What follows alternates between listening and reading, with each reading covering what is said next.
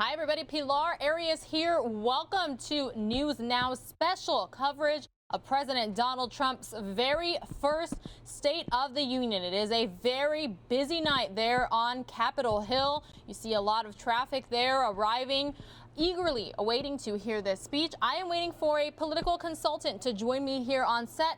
We'll do a little bit of a chit chat, just what we can expect, what we might not hear, and depending on what we do hear, what exactly we're going to possibly elaborate further into. And then I will play some of the national headline stories of the day from some of the Fox News reporters, get you all kind of caught up to speed, and then we will definitely air the whole speech here on News Now.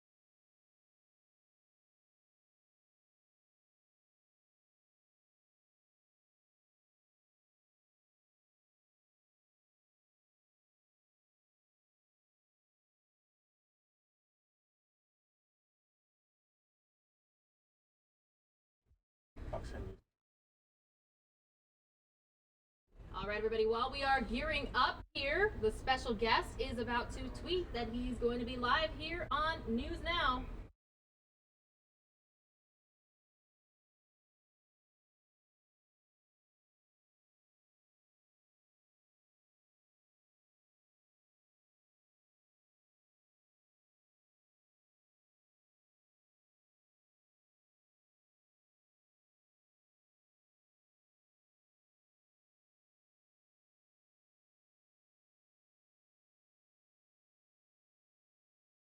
All right, everybody, I am joined here by Barrett Marson of Marson Media. Marson Media. Okay, and you are a political consultant? PR and political consultant, yes, indeed. All righty, so obviously we're previewing the State of the Union here this evening.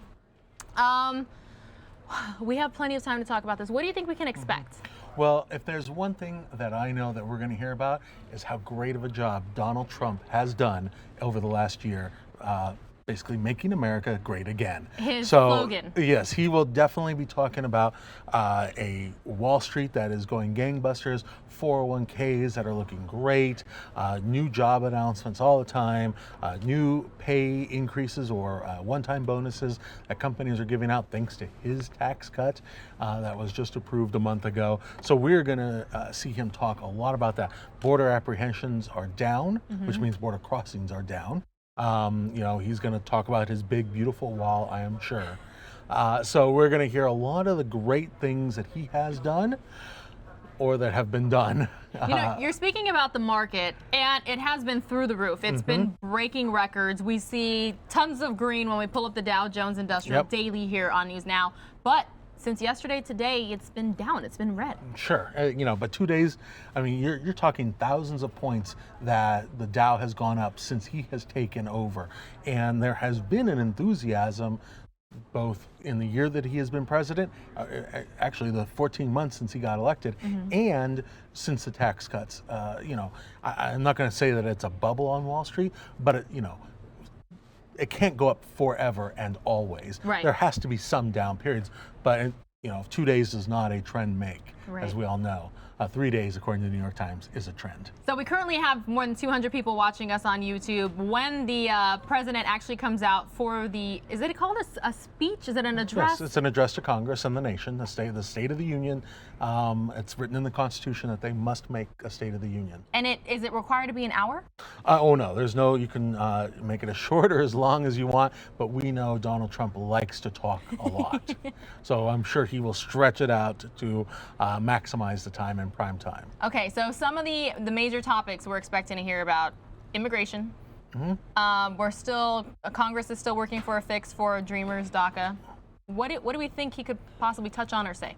Well, I don't know that he's going to talk a lot about DACA. Again, Democrats are, not happy about this speech in general, so they may not necessarily be there to applaud as Republicans will be. So I suspect when he starts talking about immigration, he will play much more to the hardliners in his party, in the Republican Party, and talk about border security issues rather than DACA, though I'm sure he will mention it because he knows he's going to have to give something to get the $25 or $18 billion for the border wall. So this word we keep hearing so often lately, especially because here in just a little over a week, we could possibly have another government shutdown. Bipartisan. Bipartisan. What does President Trump have to do to reach across the aisle and say, look, guys, enough is enough. We need to work together here? Everyone's bipartisanship definition is different. Usually for most people, bipartisan means you agreeing to my proposals. And, that's probably not going to happen. Democrats are going to have to give something on border security, and Republicans are going to have to give something up on DACA. Democrats want a clean DACA bill, and I don't think that's going to happen. And so, we had a government shutdown for several days, short, most of the weekend, so it didn't impact much. But in just another week or two, we're going to see another up against the clock. Right. And exactly. so it'll be up to Trump and Mitch McConnell, Senate President, or Senate Majority Leader rather, and the House Speaker Paul Ryan to get together and come up with a plan that will appease some Democrats, and that will do something on the DACA and the Dreamer kids, and give something on border security, including a wall. So I watch the State of the Union annually, every year. And it's not just because I'm a journalist, but because I'm an American. I like to see what the President of the United States, POTUS, is saying to us as Americans, right. How we're going to move forward for the year. But I never quite understand. I even had to ask Mike Page, the other host here at News Now today. I said, I know he's going to address Congress, but where exactly is the State of the Union held? Well, it's held in the well of the House. In fact, one of my favorite things just to hear is the Sergeant at Arms announce the president. And used to be, certainly in the 80s and 90s, a guy with a very deep voice, Mr. Speaker, President of the United States. And the president walks down to all kinds of fanfare. Members of the House and Senate get there extra early so that they could sit or stand along the walkway where the president comes down so that they can greet him, obviously usually members of his own party, so that they can get in the photo or get in the lens as he walks down and shakes his hand, points at you, hey, how you doing? Right. So they get there hours early so that they can get in that shot. And is it in the House because it's larger? Yes. But I heard there's also like special guests. Some people are invited. Sure. Everyone brings guests along. In fact, I believe Paul Gosar, Congressman Paul Gosar, is bringing our Secretary of State Michelle Reagan as a special guest. But oftentimes, sitting with the First Lady are special guests that the president points to, and I believe that sort of started with Reagan, to make a point about his speech. brings in a real person, sometimes a member of the military, sometimes just a regular taxpayer who now will be able to expand their business, for instance. Which President Trump does that all the time. Right, and it's important, as you know in the media, getting real people helps connect to the real world. So as a PR person, I know if I can line up a real person for your reporters, that helps sell a story. So that's what they're doing, is they're selling their proposals in the State of the Union. So how do people like the Dreamers get in tonight's State of the Union? And about how many are we expecting? I don't know how many we're expecting, but congressmen and women can, invite whoever they want. They get a guest, and so these congressmen who, two people sitting down, they can invite anyone they want. And so you'll have some Democrats bring Dreamers. Obviously, we've had sort of an issue today with Paul Gosar saying that he wants Capitol Police to check immigration papers of everyone who comes in, the citizenship of everyone who comes in. Right. Yeah, because I was looking up some of the special guests today. I was actually working in San Antonio, Texas when the Sutherland Springs mass shooting happened. So I heard the hero in that church shooting situation will be in the crowd, along with other people as well. So it'll be interesting when they do show crowd shots. It'll be interesting to see who's out there. Well, and when they, he almost, I'm sure that the president will point to each person that's sitting with the First Lady in her area, in her box, if you will, because they're there for a special reason, and it is to point out. So he will make mention of those people sitting next to her, the First Lady. So of course you see lots of traffic there going by on Capitol Hill, lots of people probably arriving. We normally have pictures of the president when he leaves the White House. We don't have those yet, but we're still about 45 minutes out. Right, he probably hasn't, he's got no red lights, got no traffic. He gets to just zip on through. It only takes 5 minutes to get from the White House to the Capitol, so he doesn't have to leave 45 minutes ahead. We would have to leave, get in place 4 hours ahead of time. He just goes right. He walks through all the metal detectors and everything. So we're talking about immigration, DACA, obviously. There have been some test runs of some border wall prototypes. Do you think he'll be talking about that at all? Oh, of course he'll be talking. He can't avoid talking about the border wall and how beautiful it will be, and if anyone complains about it, it gets 3 feet taller. So I expect we'll hear a lot about it. I expect we'll even hear a little bit about all the test walls that have been built in San Diego area, Southern California. So I'm sure that he's going to start talking about that, because it's an important thing for him and for the base. His people expect a wall, not a fence, not a virtual wall, as some people have called for with technology and cameras, but a real, live, solid wall. Yeah, absolutely. So it'll be interesting to hear his remarks in regards to that. Of course, we know when this wall that the president wants happens, it'll affect California, Arizona, New Mexico, Texas. Absolutely. And, he has acknowledged that we don't need a 2,000-mile long wall, that there's mountains and natural barriers, but a wall will be contentious. We have a lot of fencing here in Arizona, but there's also a lot of areas where it's two strands of barbed wire and old metal posts that will not stop anything. A friend of mine was just showing me a picture that he was out hunting. He took a trip to southern Arizona doing some hunting and whatnot. And he has a picture of himself in Mexico, and the next picture is in America, and he's able to easily get across. Yeah. If a hunter can do that pretty easily, a drug smuggler or a human smuggler can also do that easily. Talk about perfect timing. This is pretty much the same week that a lot of Americans, millions of Americans, are going to see that bump in their paychecks. And he's going to be touting that tonight. That is a key thing for the 2018 elections. Will Americans start to see more money in their paychecks? If yes, Republicans can actually have some hope. If no, if the tax cuts are a bust, if you will, then Republicans will have a hard time in November of 2018. So, so long as our economy is humming, there's a lot of growth, the tax cuts have taken hold and are producing jobs, good paying jobs, and more money in our pockets, Republicans, that is their only shot Republicans have to continue to run Congress. I have a lot of, especially being in this industry, a lot of friends who say, is this bubble going to burst again? Are we going to reach the ceiling again? They kind of fear, what we had. It wasn't the depression, but the recession that we had years ago, because things have been going so well. Is that like a natural fear, you think? Or? It's always a fear that the good times, first of all, we're not seeing the great times. I mean, this is not the go-go 90s that we're seeing, but we are now seeing some wage growth. We're seeing job growth. We are at near full employment for the first time in a long time, and certainly it started, several years ago, and it's been getting better. It's gotten better under Trump. Again, the stock market is rising. For people's 401ks are getting fat, and that's great. But of course, so many people live paycheck to paycheck, or one bad car accident could put them, on the wrong side of zero. Right. If there's no emergency fund there, or a little bit of cushion. Okay, so we've talked about 401k, we've talked about the market, we've talked about immigration. What other sorts of things might we hear from the president? Well, I hope that we hear a little bit about his infrastructure plan. In Arizona we have I-11, and we just have freeways that need a lot of work. Expansion. Arizona is a growing town. Right. Phoenix is one of the fastest growing cities in the nation, and we've just passed 7 million population. So Arizona will look for some of that talk about infrastructure, because we need new freeways. I-11, which is going to be a corridor between Mexico and Canada to move goods and people and services. We're going to need.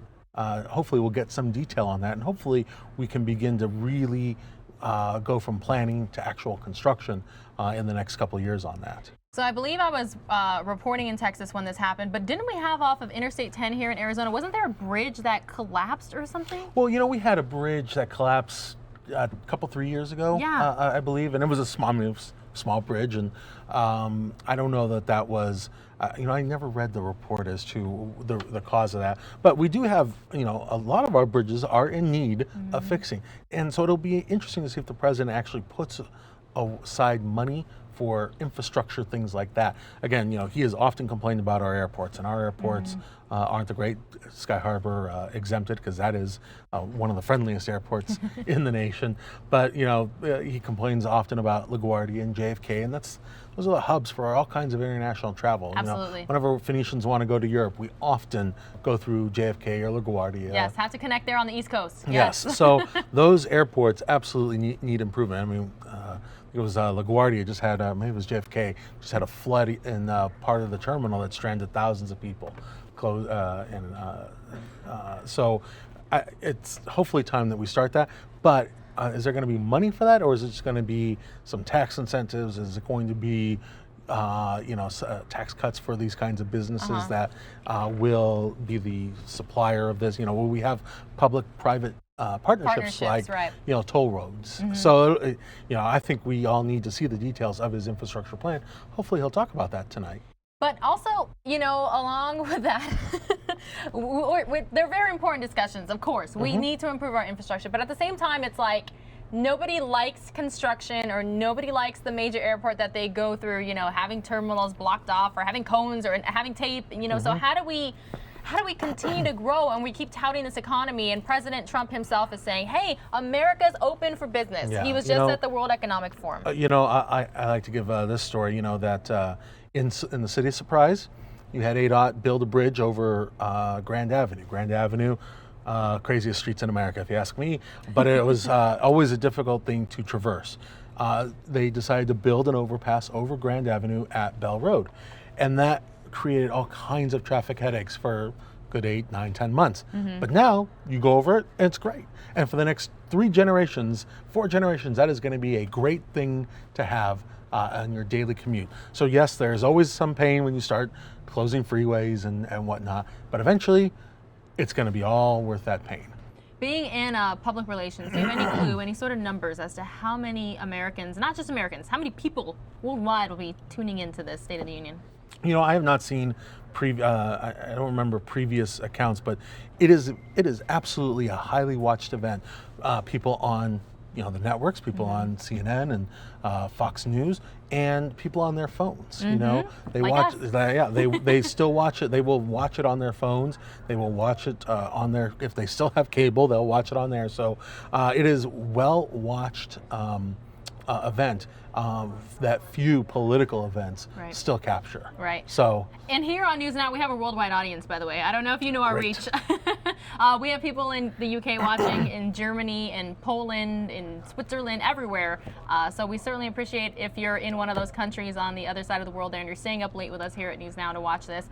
Any final thoughts, or just No, I'm excited about this. This is technically his first State of the Union, Yes. so I'm excited to hear his vision, see if he can lay it out.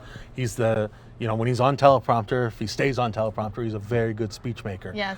It's a question of does he stay or does he drift off a little bit. Right. Okay. Well, All we'll right, have thanks it a lot, live in Pilar. 39 minutes, actually almost 38 minutes. We're getting very close. So thanks, Great. Barrett Marson, for being here with us. We certainly appreciate it. And don't you go anywhere here on News Now. I'm going to be sticking with you this evening, and I'm going to have some national packages to show you here.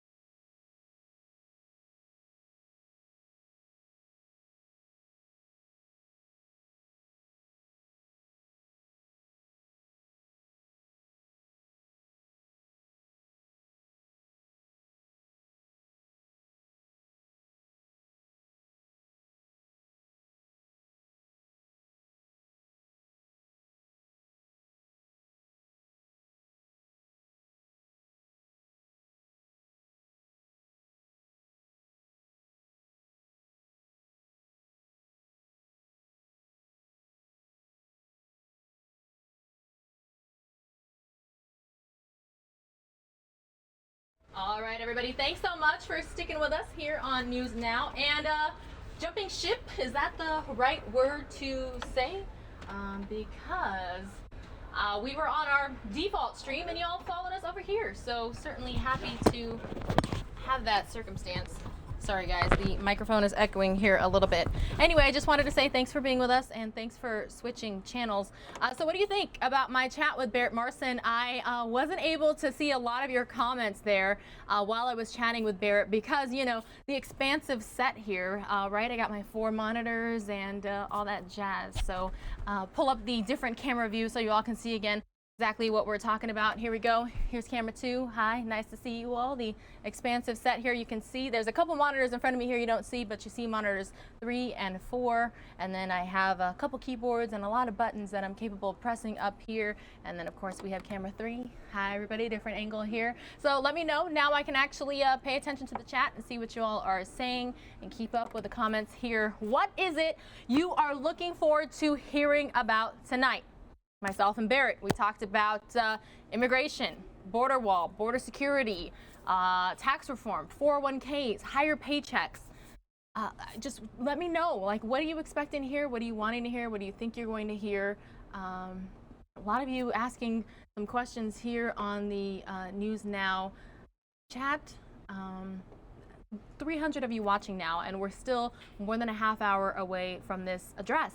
So very eagerly awaiting here alongside all of you. We appreciate you being with us, of course. So all right, let's head over to Capitol Hill, the beautiful picture we have here live. And what I'm going to do now is I'm going to play some national reports that we got today regarding this, exactly what we can expect. So let's get moving here, everybody. What do you say? Trying to get everything ready for you. As you know, President Trump is delivering his first State of the Union address tonight before Congress. The president's speech coming as Republicans on the House Intelligence Committee voted yesterday to release a classified memo related to the Russia election meddling probe. All right, well, let's watch a couple of these reports together.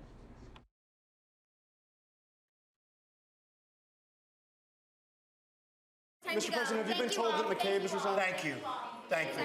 FBI Deputy Director Andrew McCabe is out at the FBI. A source familiar with the situation tells Fox News McCabe was told to begin terminal leave. In other words, take what's left of his vacation time. They say this is likely the earliest McCabe could be removed and still be eligible for pension. McCabe became the acting FBI director after President Trump fired James Comey. Republicans have accused McCabe of a political bias. The president has publicly attacked him. Last Last week, the Washington Post reported that Attorney General Jeff Sessions was pressuring FBI Director Christopher Wray to replace McCabe. None of this decision was made by that of the White House. And any specifics, I would refer you to the FBI, who I believe will be making a statement later today. You say that the White House was not involved in the decision, but clearly the president seemed to be involved in a public relations campaign against McCabe. Oh, look, the president stands by his previous comments. Can you say definitively then that the president did not play a role in Andrew McCabe stepping down? Yes. All of this as the president prepares to deliver his first State of the Union address in less than 48 hours. At a swearing-in ceremony for his new Health and Human Services Secretary, President Trump paused to tell reporters how the speech is coming along. We worked on it hard, cover a lot of territory, including our great success with the markets and with the tax cut. According to White House officials, the address will focus on jobs in the economy, infrastructure, immigration, trade, and national security. All right, everybody, we are keeping a very close eye, waiting for the president to depart the White House. I'm getting a live picture right now. I'm trying to confirm exactly what it is before I take you there. No information just yet, but things are definitely starting to get underway and prepared there in our nation's capital. Again, you are watching News Now. 350 with us here right now. Thank you so much. We appreciate you being with us. Let us know where exactly you are watching from. We always like to hear that. Getting some questions here. I can't always answer them all for you, but hello and thank you for being here.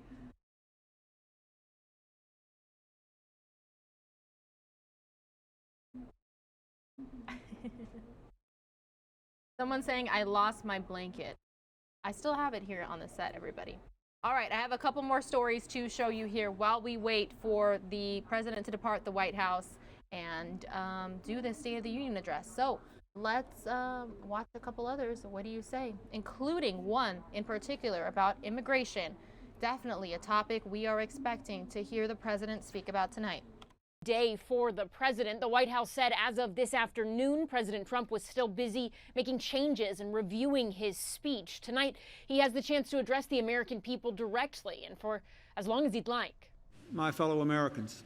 In 2000, then President Bill Clinton addressed the U.S. Congress for 1 hour and 28 minutes. It's the longest State of the Union to date. President Nixon gave the shortest speech in 1972, speaking for 29 minutes. The State of the Union address doesn't have a time limit. No word on how long President Trump plans to speak, but White House officials say he'll touch on everything from national security to infrastructure to the economy. We have 55 million people in this country that have 401ks, 35 million that have pensions, and 25 million that have IRAs. It has affected everybody, and a rising tide lifts all boats. Senate Minority Leader Chuck Schumer seems pessimistic about all of it. The president and congressional Republicans seem to think that bipartisanship happens when one side puts together a bill, pounds the table, and demands the other side support the bill. But bipartisanship is what the White House needs in order to move ahead on immigration. Last week, the White House released a framework of their immigration proposal. It's expected to be a key topic tonight. I'm told tonight there will be a lot of dreamers in the gallery. The president has the opportunity to look up to them and say, I'm the one who's offered a solution. Guests of lawmakers are often invited to reflect priorities. A number of Democratic lawmakers are expected to sit alongside dreamers, the immigrants who came to the U.S. illegally as children and are at risk of deportation if Congress doesn't move on DACA by March 5th. The president and First Lady invited 4 parents whose children were reportedly killed by MS-13, a gang President Trump often talks about in reference to the wall and border security. In Washington, I'm Ellison Barber, Fox News. All right, thanks so much for that report. We are less than 30 minutes away from President Donald Trump's very first State of the Union. And you know, one thing I didn't talk about with Barrett is the fact that this speech is likely a key player. I keep mixing up my words tonight, everybody. I'm here with you, I promise. This speech by the president is likely a huge contender or piece of the puzzle for the president's re-election bid. This can likely set the tone not just for the rest of the year, the rest of his term, but his possibility of being re-elected for a second term. So all eyes will be on Capitol Hill tonight. He'll be addressing hundreds. And as you heard Barrett say, I had no clue how the process worked about inviting guests to witness, to watch, to be a part of the State of the Union. I couldn't imagine being there and watching it live unfold versus, but we're glad that you're here with us. We're absolutely positively happy that you're here watching News Now. 448 of you to be exact. Please share this stream. Share this link with your friends, your family members, your coworkers. I have asked before here on News Now for the first timers, even the regulars, where do you watch News Now? Do you watch it at home? Do you watch it at work? Do you watch it at school? We have a global audience here. We have such a far-reaching audience, and that is something that we certainly appreciate. If you click the subscribe button, you'll be alerted anytime we go live. It looks like the president might be leaving here. Let's see what we have a picture of. What do you say?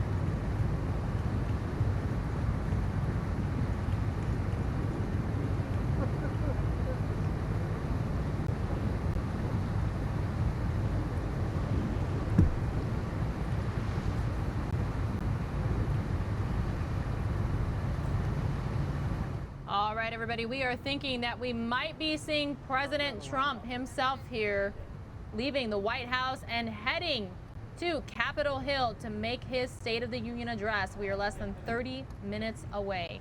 But while we wait, I have one more story for you. President Trump is getting ready to deliver his first State of the Union address, emphasizing the strong economy, tax reform, and the need for a bipartisan solution to immigration. Fox's Shepard Smith has more on what to expect. And if we see the president here, we'll bring it to you live. Well, the big picture theme is unity. Get past the partisan divide, and as the White House puts it, bring the country together. That's obviously something one speech cannot do, no matter who's delivering it. But the White House says President Trump will try. The title they've given it, Building a Safe, Strong, and Proud America. Officials say the president will talk about jobs and the economy, infrastructure, trade, and national security. Also, they tell us some topics people might not expect. No specifics given there. As for tone, officials say it will be bright and optimistic, and that's a quote, one of bipartisanship. It's not lost on anybody that President Trump is dealing with an investigation of his campaign and his presidency. The special counsel, Robert Mueller, looking into Russia's interference in the 2016 election and whether members of Team Trump colluded with Moscow. The president has repeatedly said there was no collusion. Congress also working to avoid another government shutdown. A temporary spending plan expires a week from this Thursday. A big sticking point is immigration, and the president says he will talk about that tonight. After the State of the Union itself, Democrats will give an official response. This year, party leaders have chosen the Massachusetts Congressman Joe Kennedy III, the grandson of the former Senator and Attorney General Robert Kennedy.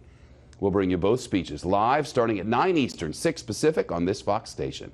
I'm Shepard Smith, Fox News in Washington. All right, Shepard, thanks so much for that. And as he just said, you will witness the State of the Union here live in a little bit over 24 minutes. You are watching Fox News Now. My name is Pilar Arias. Thanks so much for being with us this Tuesday evening. Believe it or not, it is January 30th, 2018. I feel like it was just yesterday I was asking you all about your New Year's resolution, and here we are about to witness the President of the United States pretty much address the world. That's what we're waiting for here on News Now. More than 500 of you watching. Again, thanks so much for being with us. Keeping a very close eye here on the YouTube chat as well. And we will be streaming on the Fox 10 Phoenix Facebook Live. And as you know, News Now is a part of fox10phoenix.com. All right, everybody. Are you a subscriber? We have about 204,000 of you out there. We certainly appreciate you watching News Now. Just minutes away here, we are standing by for the president to leave the White House.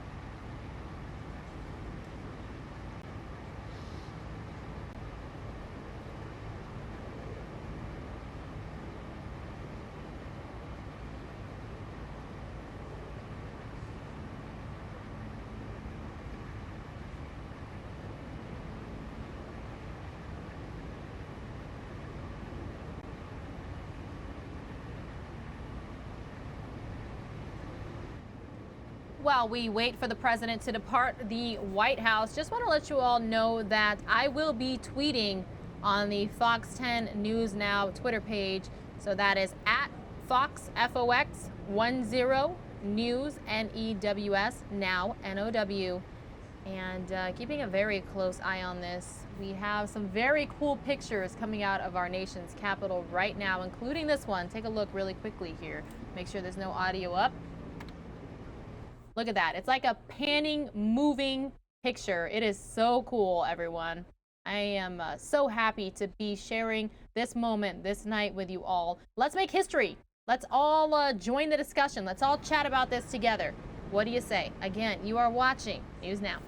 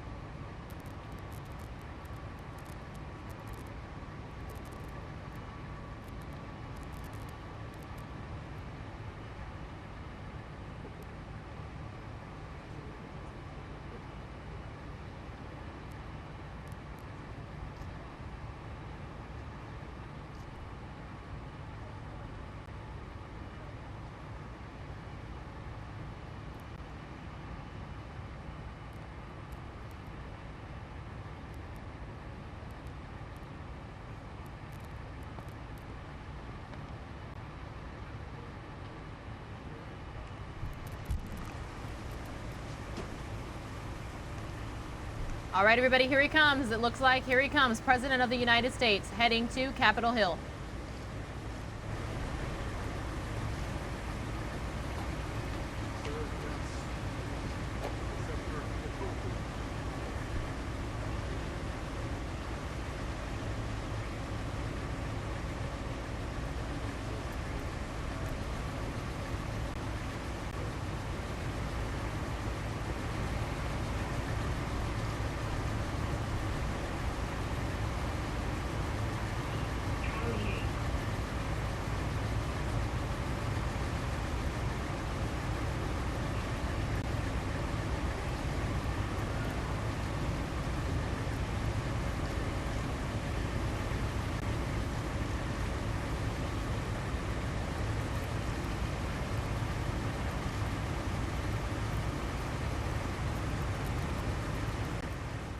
Hi, everybody. Welcome to the Fox 10 Phoenix Facebook Live. My name is Pilar Arias. You are watching News Now. We are awaiting President Donald Trump's departure from the White House, heading on over to Capitol Hill to make his first State of the Union since he's been in office. And as soon as he leaves the White House here, we will bring you the House chamber interior where people are already arriving. I see Vice President Mike Pence and Speaker of the House Paul Ryan patiently awaiting. We are just 15 minutes away from this State of the Union, and you can bet that we have it live for you here on News Now. Join the discussion. Chat with us. I will be tweeting from the Fox 10 News Now Twitter feed.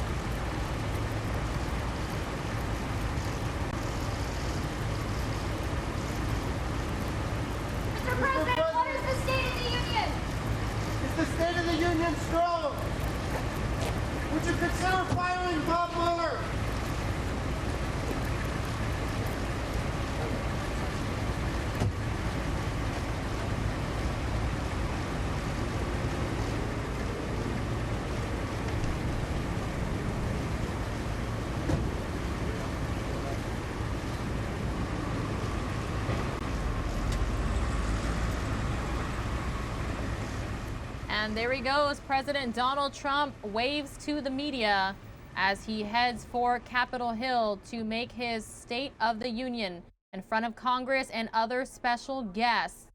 His first since he has been in office. It will kind of set the tone for not just looking back at the first year and what's ahead for the next year, but the rest of his presidency and the possibility of him getting reelected for his second term. Let's head on over to the House chamber now, where people are already arriving. Again, you are watching News Now. Thanks for being a part of the hundreds that are streaming us worldwide right now.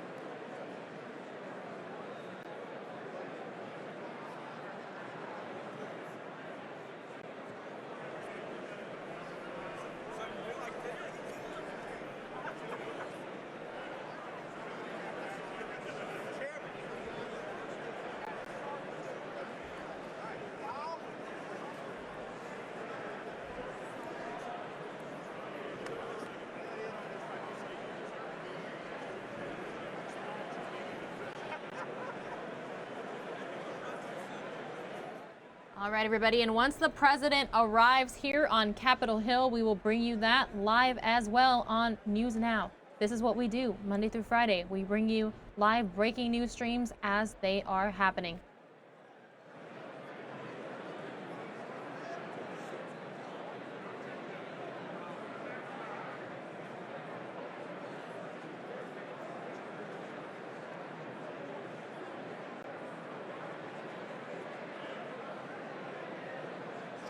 Video that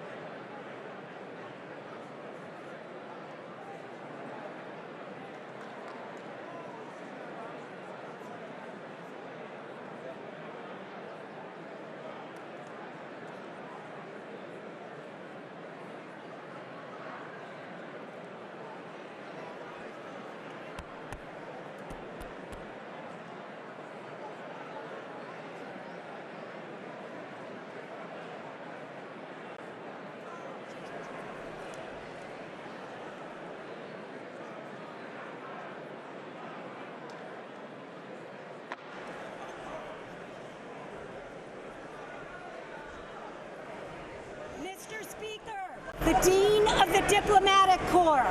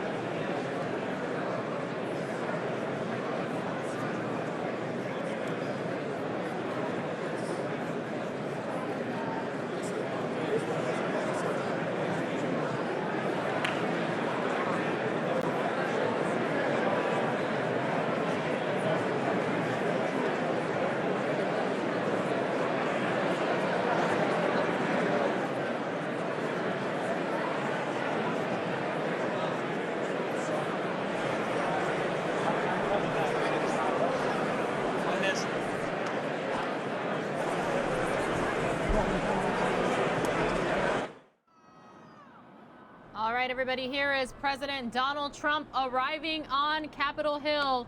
Again, President Trump arriving on Capitol Hill to make his State of the Union address right there in the House chamber where everybody is so eagerly awaiting. Vice President Mike Pence's wife arriving now, the Second Lady of the United States. They're kind of switching up the picture on us here, everybody. Here you go.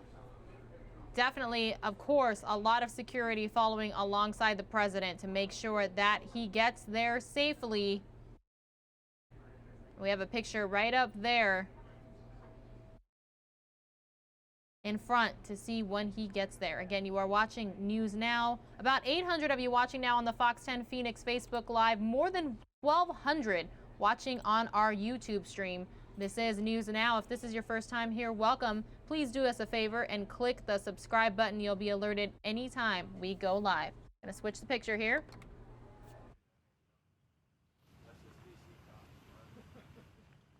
This is the beginning of the motorcade, it appears.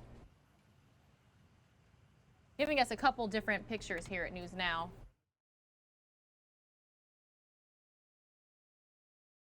Presidential limo right there.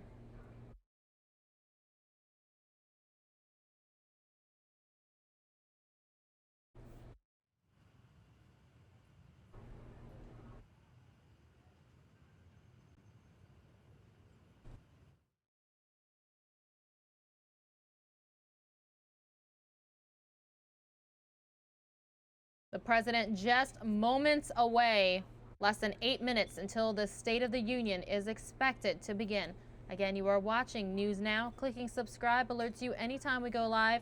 My name is Pilar Arias. Mike Page is the other News Now host, but we are a part of Fox10Phoenix.com, and this is a huge team effort here. We are based in Phoenix, but we cover news worldwide because we have a worldwide audience.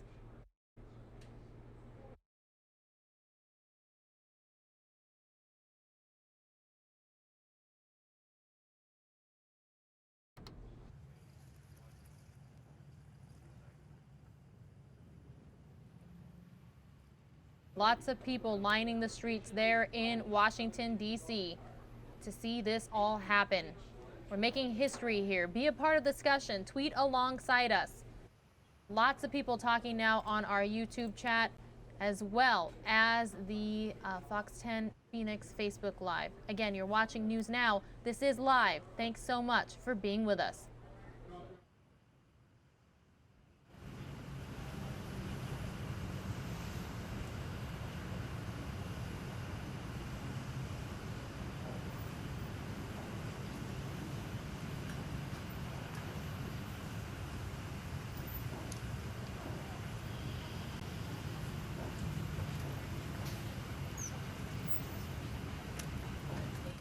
If you want your friends, your family, your coworkers, whoever you're with to watch this, the best thing you can do is click share either on Facebook or on YouTube, and they'll be able to watch this all unfold and comment alongside us.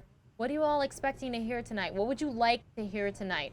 How do you think the country is going to move forward, not just in 2018, but for the rest of President Trump's term? And do you think he has a good shot at being reelected? Let us know here on News Now.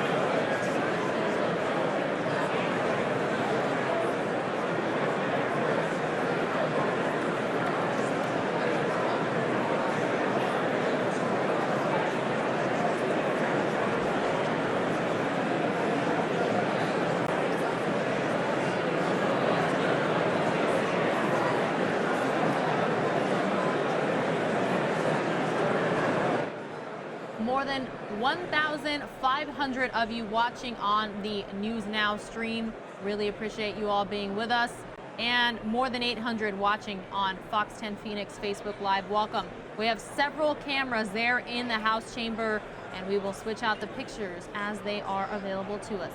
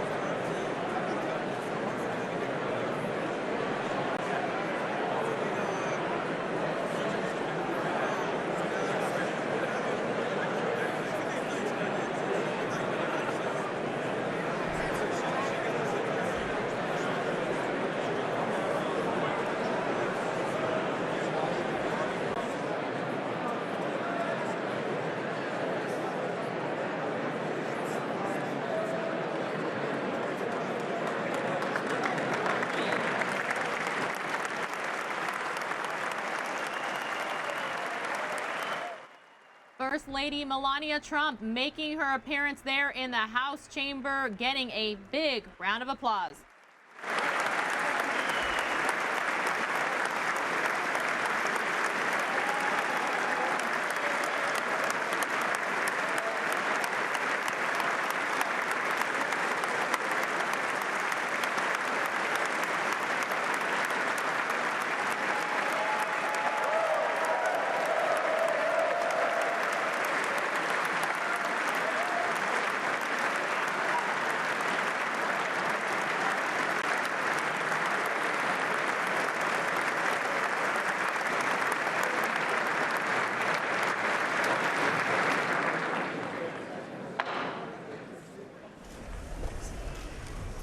Mr. Speaker, the President's Cabinet.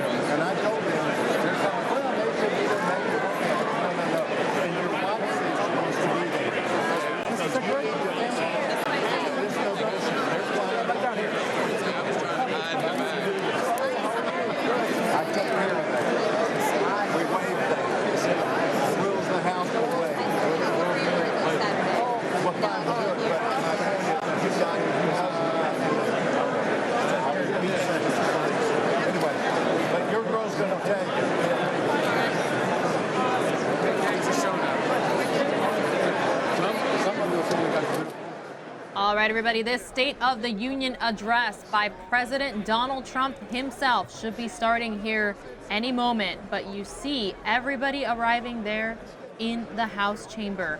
Very exciting evening there on Capitol Hill. Again, you're watching News Now. If this is your first time, welcome. This is what we do. We stream live breaking news as it is happening. If you go ahead and do us a favor, click the subscribe button. You'll be alerted anytime we go live with important information for you. I wonder whether I'm going to fall in front of the president or something. Just kidding.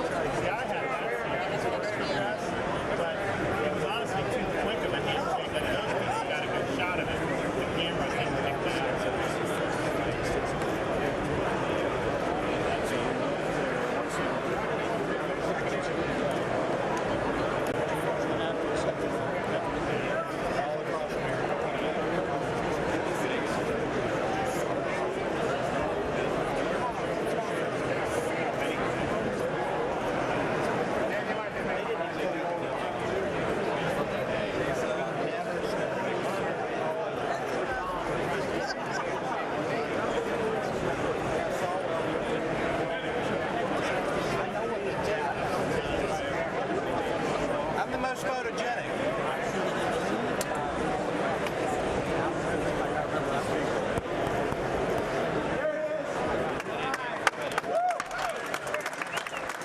Mr. Speaker, the President of the United States.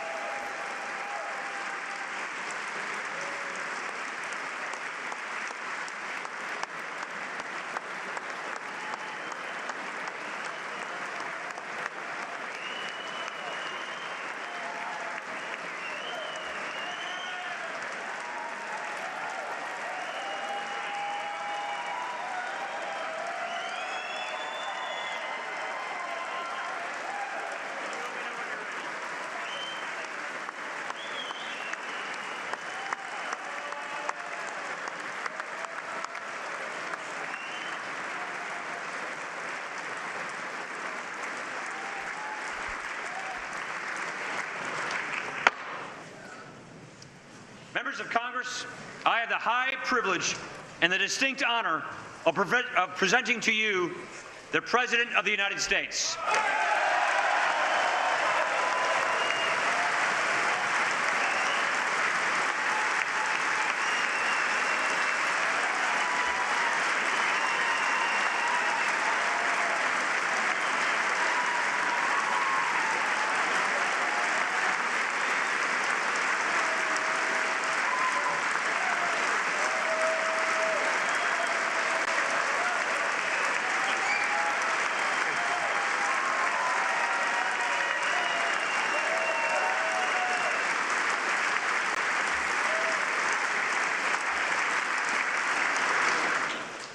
Mr. Speaker, Mr. Vice President, members of Congress, the First Lady of the United States, and my fellow Americans. Less than 1 year has passed since I first stood at this podium in this majestic chamber to speak on behalf of the American people and to address their concerns, their hopes, and their dreams. That night, our new administration had already taken very swift action. A new tide of optimism was already sweeping across our land. Each day since, we have gone forward with a clear vision and a righteous mission to make America great again for all Americans.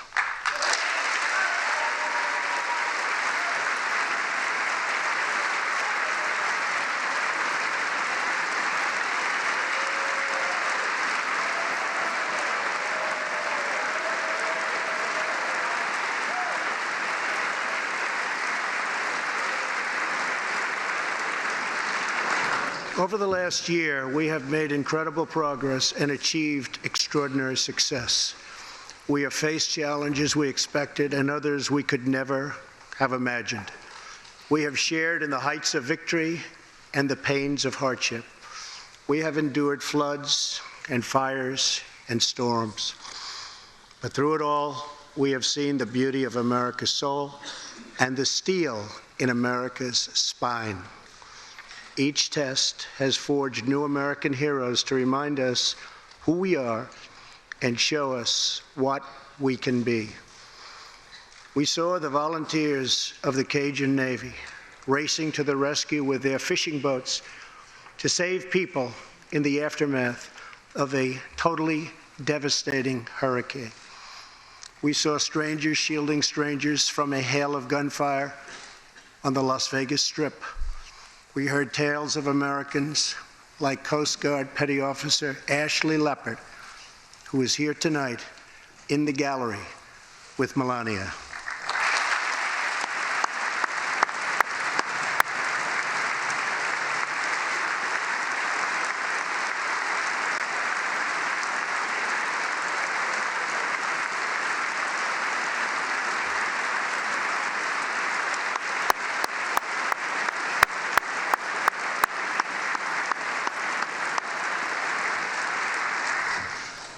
Ashley was aboard one of the first helicopters on the scene in Houston during the Hurricane Harvey.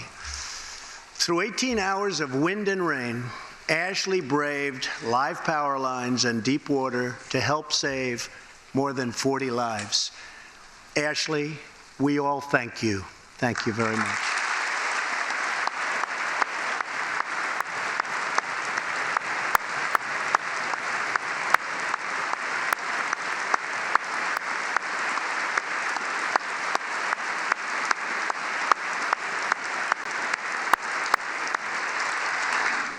We heard about Americans like firefighter David Dahlberg. He's here with us also. David faced down walls of flame to rescue almost 60 children trapped at a California summer camp threatened by those devastating wildfires. To everyone still recovering in Texas, Florida, Louisiana, Puerto Rico, and the Virgin Islands, everywhere, we are with you. We love you, and we always will pull through together, always.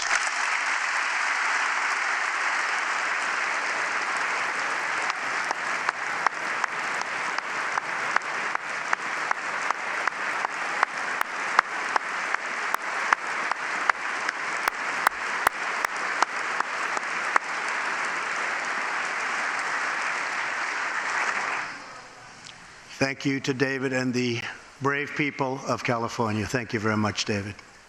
Great job. Some trials over the past year touched this chamber very personally. With us tonight is one of the toughest people ever to serve in this House, a guy who took a bullet, almost died, and was back to work 3.5 months later, the legend from Louisiana, Congressman Steve Scalise.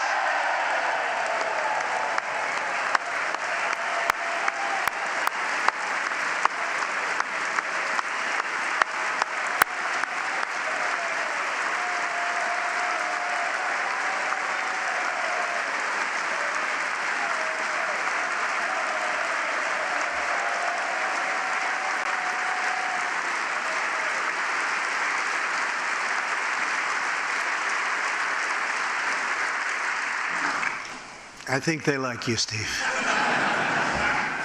We're incredibly grateful for the heroic efforts of the Capitol Police officers, the Alexandria Police, and the doctors, nurses, and paramedics who saved his life and the lives of many others, some in this room. In the aftermath, yes.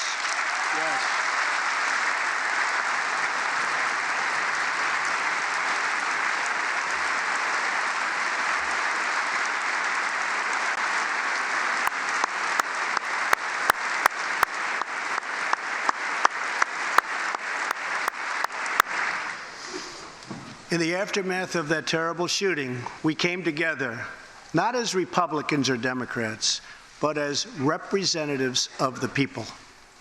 But it is not enough to come together only in times of tragedy. Tonight, I call upon all of us to set aside our differences, to seek out common ground, and to summon the unity we need to deliver for the people.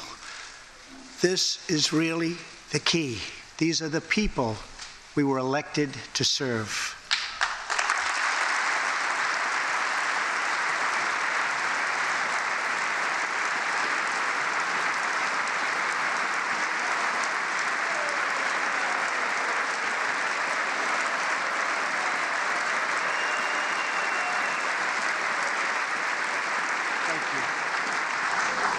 Over the last year, the world has seen what we always knew, that no people on earth are so fearless or daring or determined as Americans. If there is a mountain, we climb it. If there's a frontier, we cross it. If there's a challenge, we tame it. If there's an opportunity, we seize it. So let's begin tonight by recognizing that the state of our union is strong because our people are strong.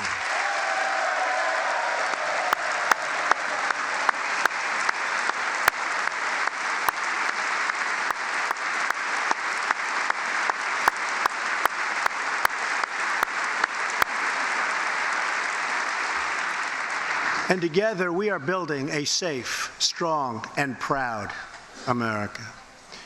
Since the election, we have created 2.4 million new jobs, including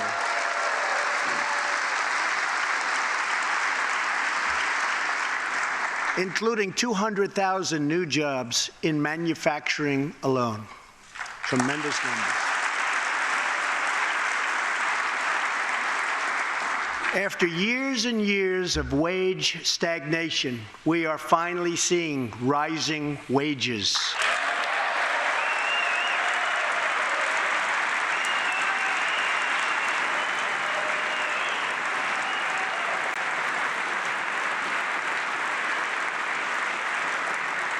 Unemployment claims have hit a 45-year low.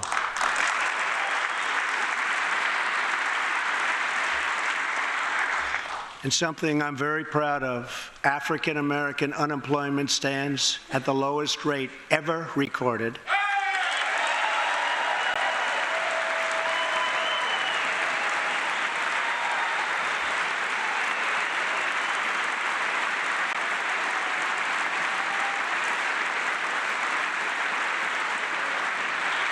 And Hispanic American unemployment has also reached the lowest levels in history.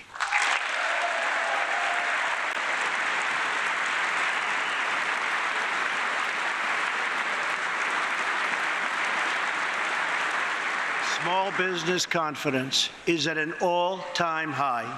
The stock market has smashed one record after another, gaining $8 trillion and more in value in just this short period of time.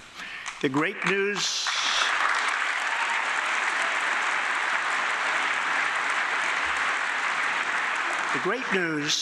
for Americans, 401k, retirement pension, and college savings accounts have gone through the roof. And just as I promised the American people from this podium 11 months ago, we enacted the biggest tax cuts and reforms in American history.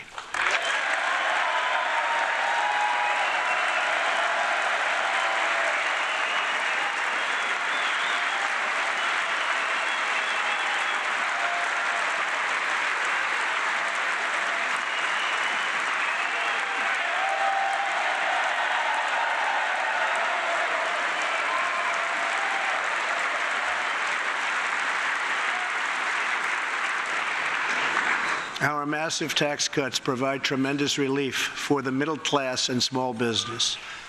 To lower tax rates for hardworking Americans, we nearly doubled the standard deduction for everyone.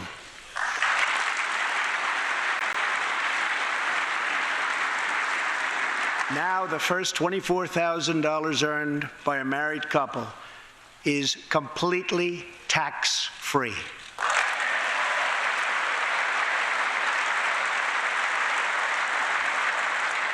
We also doubled the child tax credit.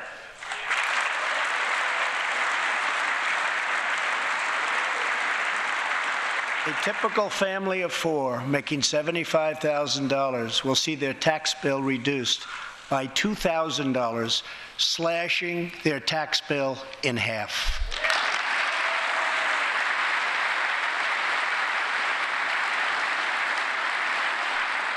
In April, this will be the last time you will ever file under the old and very broken system, and millions of Americans will have more take-home pay starting next month, a lot more.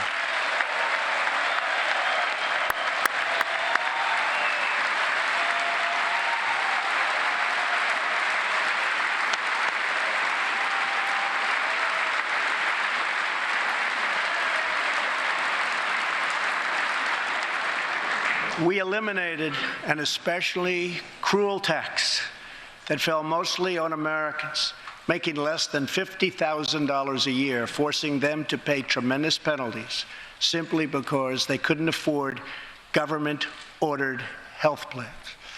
We repealed the core of the disastrous Obamacare. The individual mandate is now gone. Thank heaven.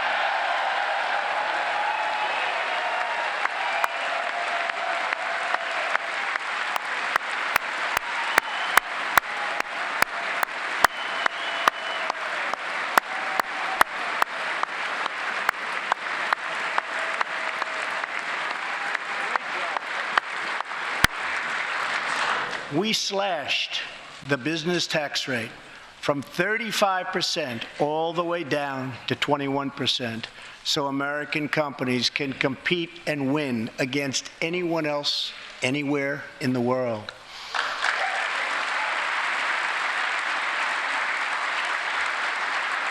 These changes alone are estimated to increase average family income by more than $4,000. A lot of money.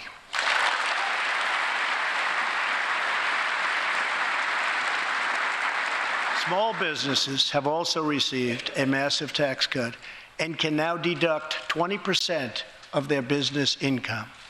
Here tonight are Steve Staub and Sandy Keplinger of Staub Manufacturing, a small, beautiful business in Ohio. They've just finished the best year in their 20-year history.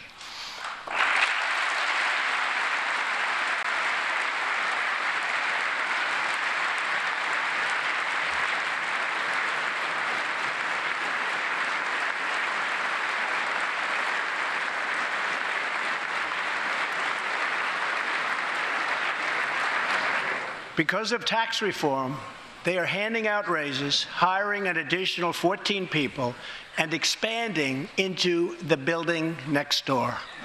Good feeling.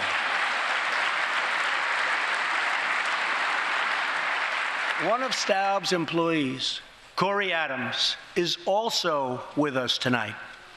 Corey is an all-American worker. He supported himself through high school, lost his job during the 2008 recession, and was later hired by Staub, where he trained to become a welder. Like many hardworking Americans, Corey plans to invest his tax cut raise into his new home and his two daughters' education. Corey, please stand.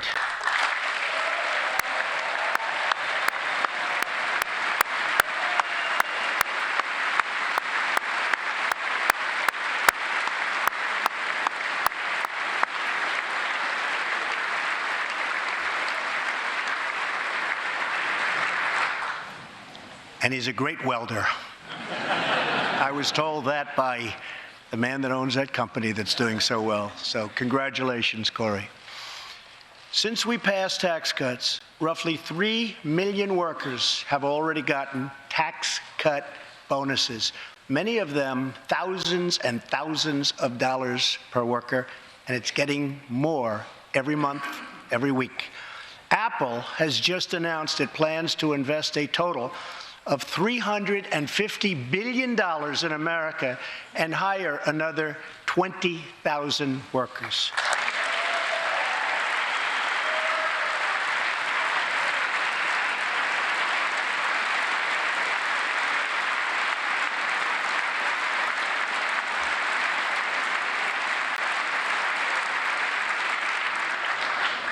And just a little while ago, ExxonMobil announced a $50 billion investment in the United States. Just a little while ago.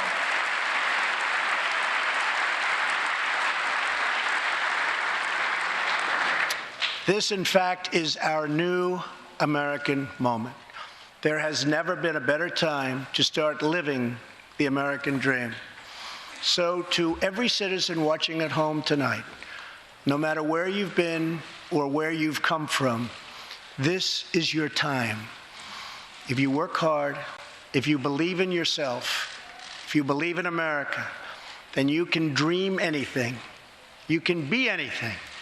And together, we can achieve absolutely anything.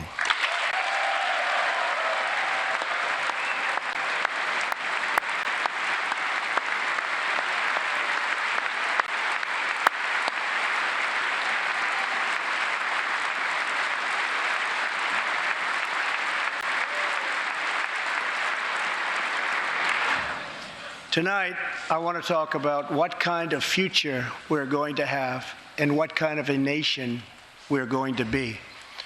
All of us together as one team, one people, and one American family can do anything. We all share the same home, the same heart, the same destiny, and the same great American flag.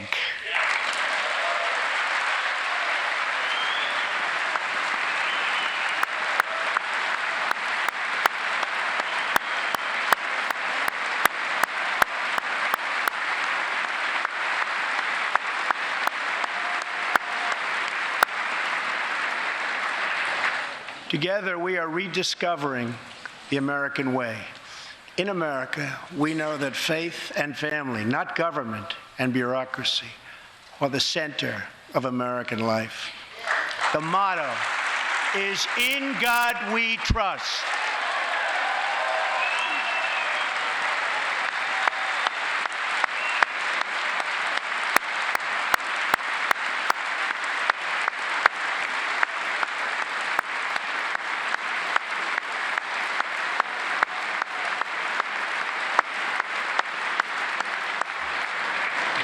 And we celebrate our police, our military, and our amazing veterans as heroes who deserve our total and unwavering support.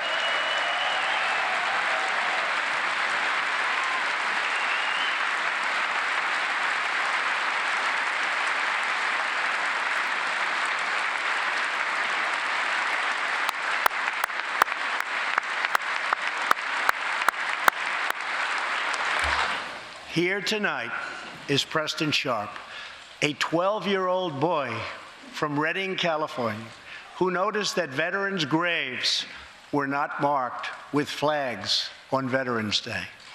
He decided all by himself to change that and started a movement that has now placed 40,000 flags at the graves of our great heroes. Preston, a job well done.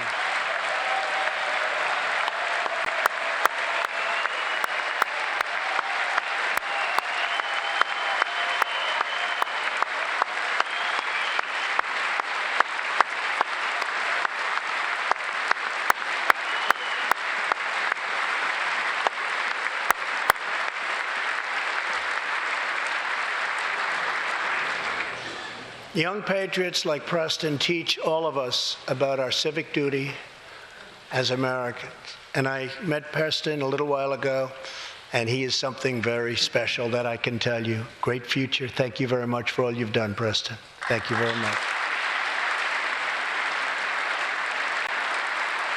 Preston's reverence for those who have served our nation reminds us of why we salute our flag, why we put our hands on our hearts for the Pledge of Allegiance, and why we proudly stand for the national anthem.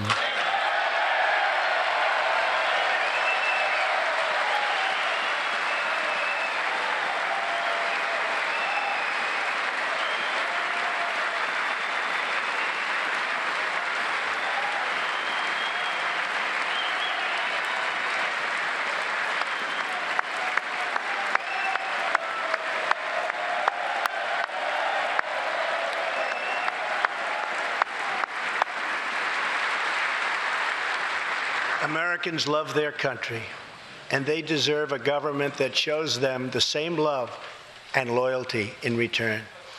For the last year, we have sought to restore the bonds of trust between our citizens and their government. Working with the Senate, we are appointing judges who will interpret the Constitution as written, including a great new Supreme Court justice and more circuit court judges than any new administration in the history of our country.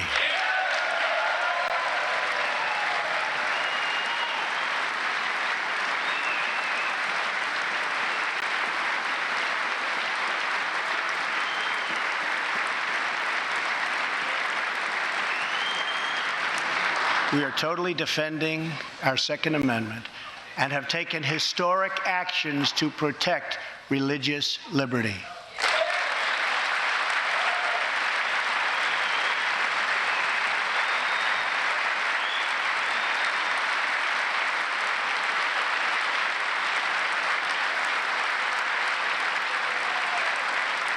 And we are serving our brave veterans, including giving our veterans choice in their health care decisions.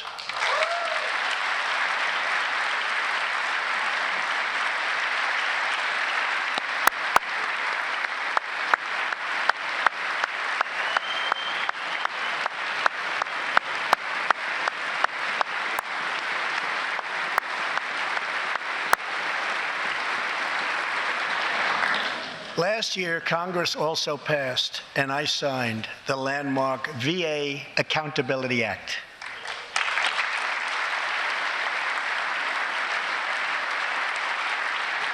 Since its passage, my administration has already removed more than 1,500 VA employees who failed to give our veterans the care they deserve, and we are hiring talented people who love our vets as much as we do.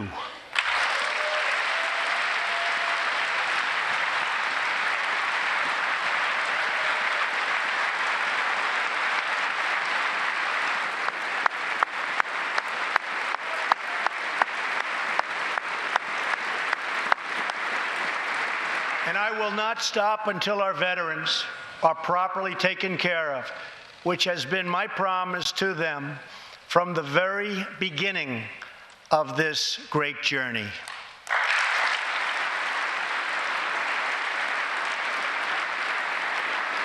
All Americans deserve accountability and respect, and that's what we are giving to our wonderful heroes, our veterans. Thank you.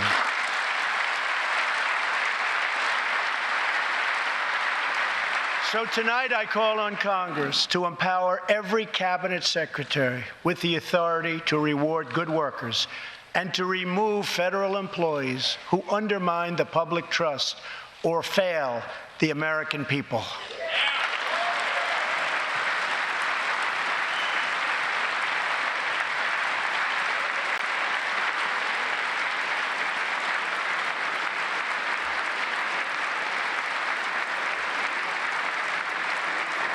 In our drive to make Washington accountable, we have eliminated more regulations in our first year than any administration in the history of our country.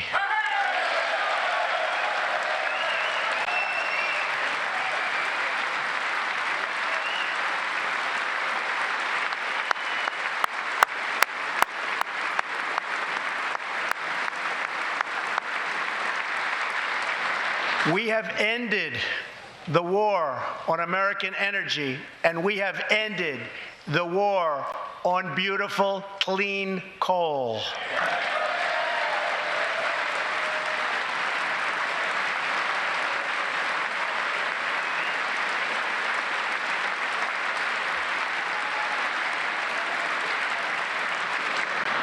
We are now very proudly an exporter of energy to the world.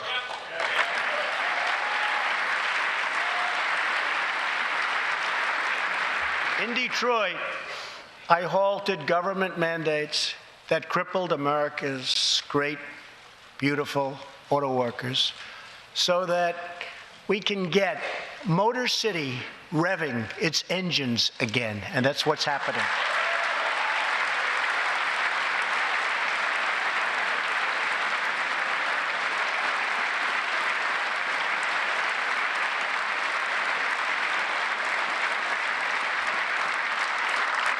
Many car companies are now building and expanding plants in the United States, something we haven't seen for decades. Chrysler is moving a major plant from Mexico to Michigan. Toyota and Mazda are opening up a plant in Alabama, a big one, and we haven't seen this in a long time. It's all coming back.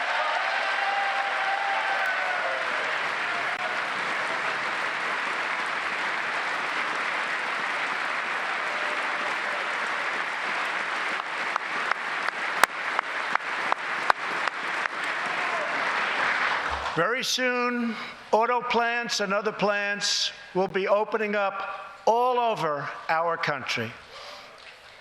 This is all news Americans are totally unaccustomed to hearing. For many years, companies and jobs were only leaving us. But now, they are roaring back, they're coming back, they want to be where the action is, they want to be in the United States of America. That's where they want to be.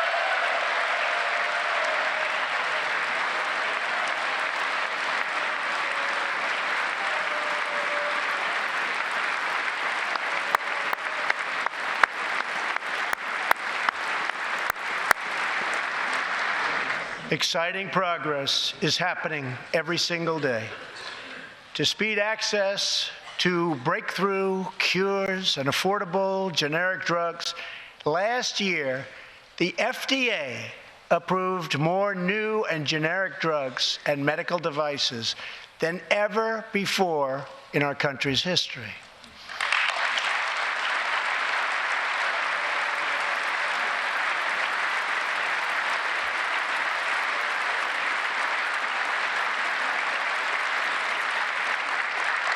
We also believe that patients with terminal conditions, terminal illness, should have access to experimental treatment immediately that could potentially save their lives.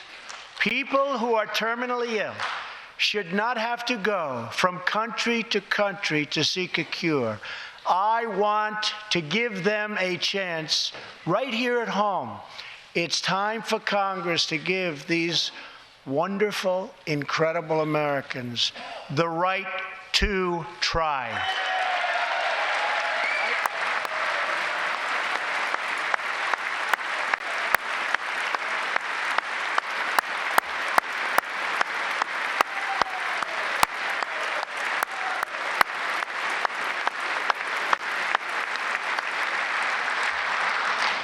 One of my greatest priorities is to reduce the price of prescription drugs.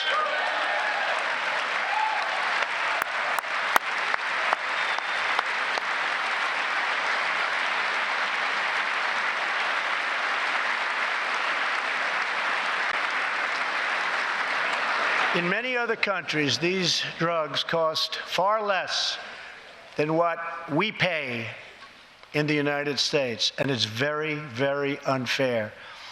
That is why I've directed my administration to make fixing the injustice of high drug prices one of my top priorities for the year.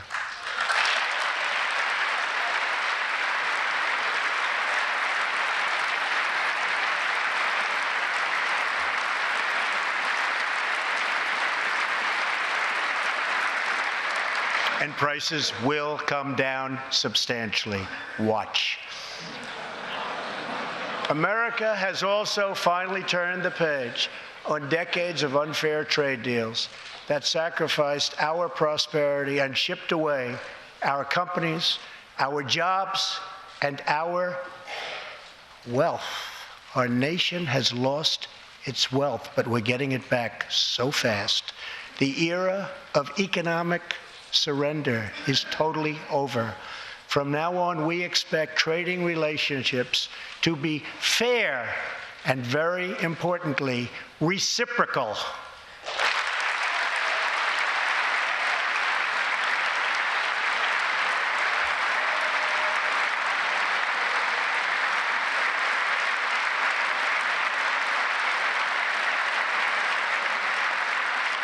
We will work to fix bad trade deals and negotiate new ones, and they'll be good ones, but they'll be fair. And we will protect American workers and American intellectual property through strong enforcement of our trade rules.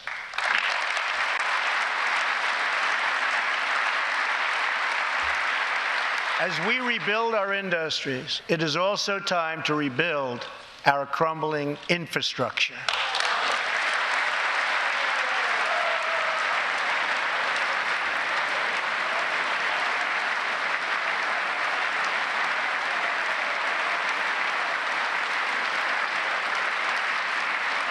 America is a nation of builders. We built the Empire State Building in just 1 year. Isn't it a disgrace that it can now take 10 years just to get a minor permit approved for the building of a simple road?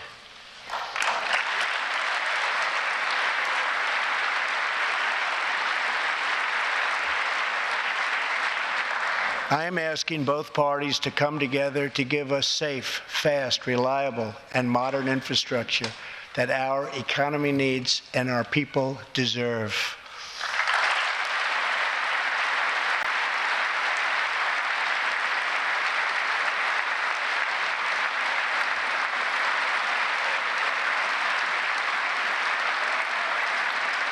Tonight, I'm calling on Congress to produce a bill that generates at least $1.5 trillion for the new infrastructure investment that our country so desperately needs. Every federal dollar should be leveraged by partnering with state and local governments and, where appropriate, tapping into private sector investment to permanently fix the infrastructure deficit, and we can do it.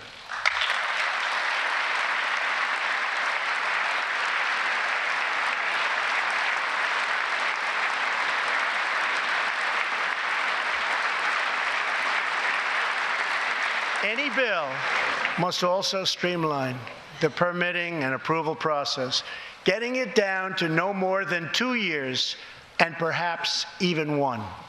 Together, we can reclaim our great building heritage.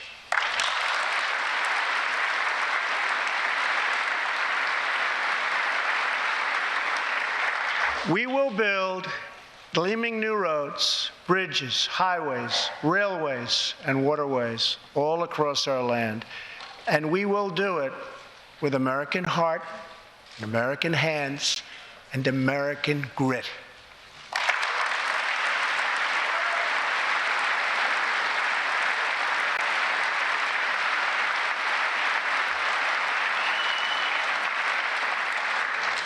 We want every American to know the dignity of a hard day's work.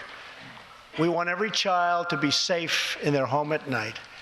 And we want every citizen to be proud of this land that we all love so much.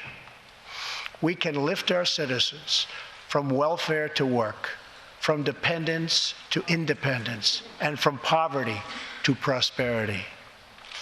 As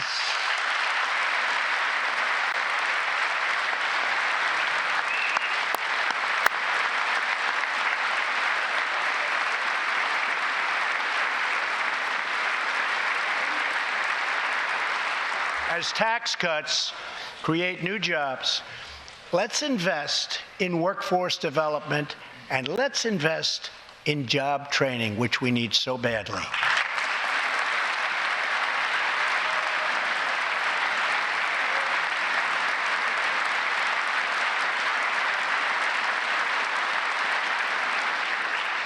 Let's open great vocational schools so our future workers can learn a craft and realize their full potential.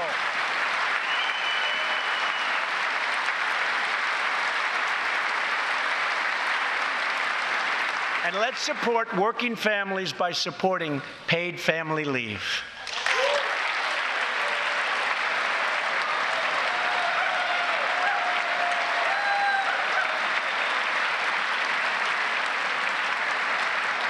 As America regains its strength, opportunity must be extended to all citizens. That is why this year we will embark on reforming our prisons to help former inmates who have served their time get a second chance at life.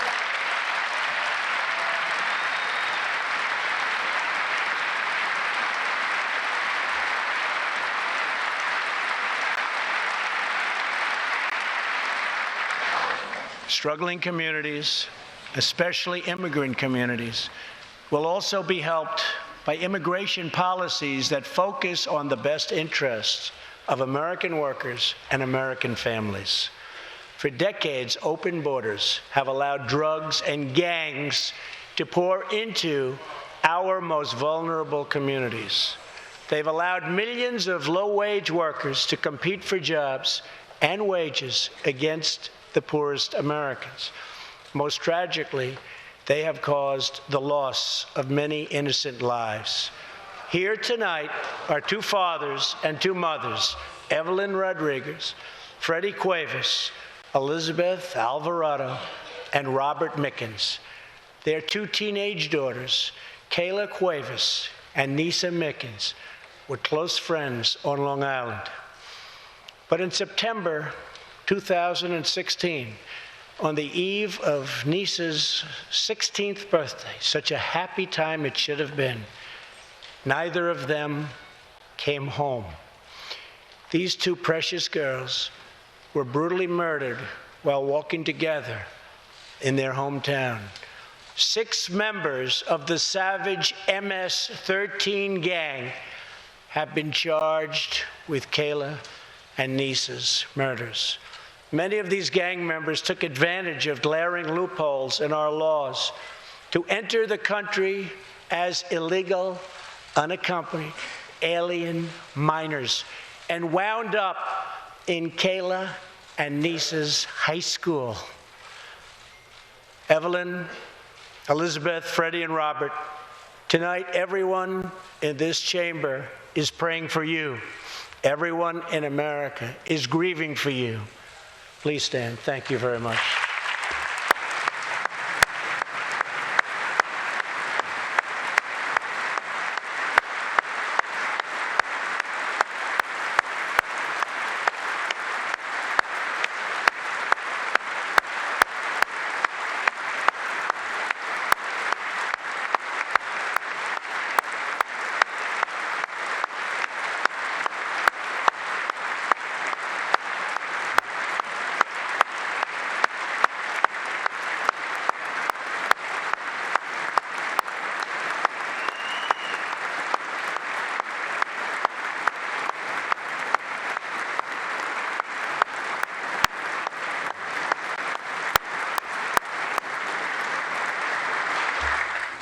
I want you to know that 320 million hearts are right now breaking for you. We love you. Thank you.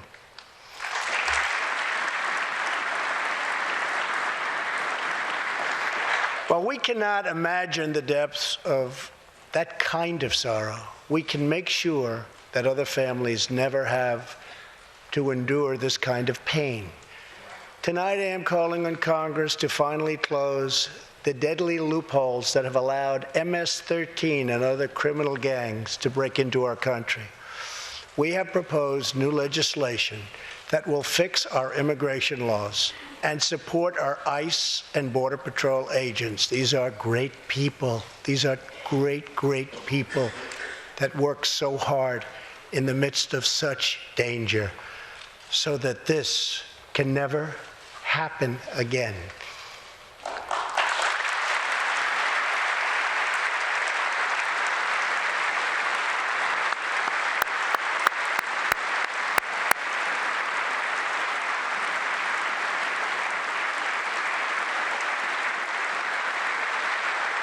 The United States is a compassionate nation.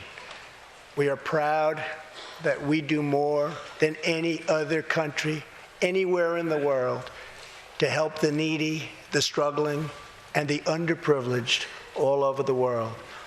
But as President of the United States, my highest loyalty, my greatest compassion, my constant concern is for America's children, America's struggling workers, and America's forgotten communities. I want our youth to grow up, to achieve great things. I want our poor to have their chance to rise. So tonight, I am extending an open hand to work with members of both parties, Democrats and Republicans, to protect our citizens of every background, color, religion, and creed.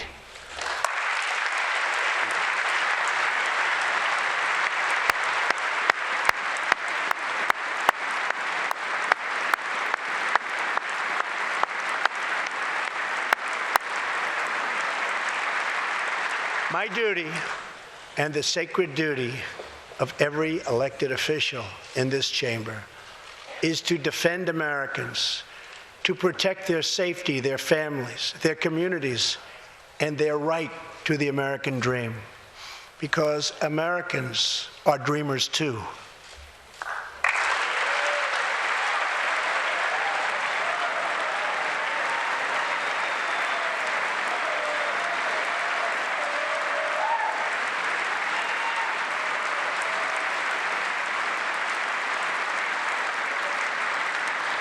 Here tonight is one leader in the effort to defend our country, Homeland Security Investigation Special Agent Celestino Martinez. He goes by DJ and CJ. He said, call me either one.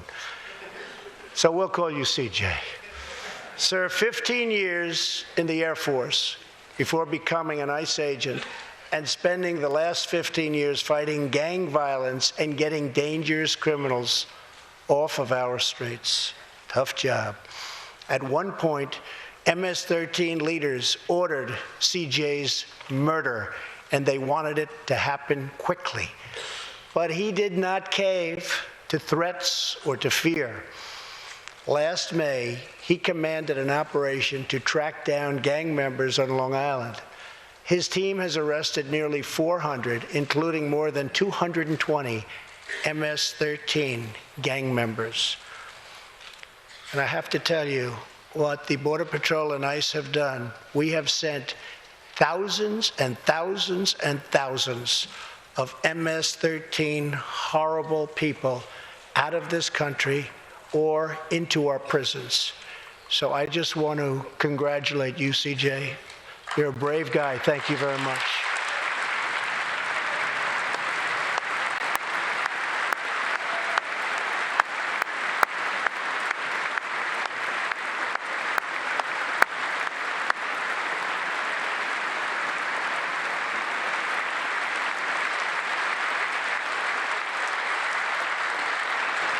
And I asked CJ, what's the secret? He said, we're just tougher than they are. And I like that answer.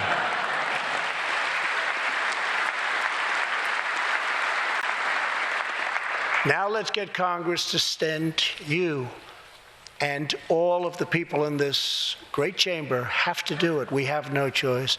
CJ, we're going to send you reinforcements, and we're going to send them to you quickly. It's what you need.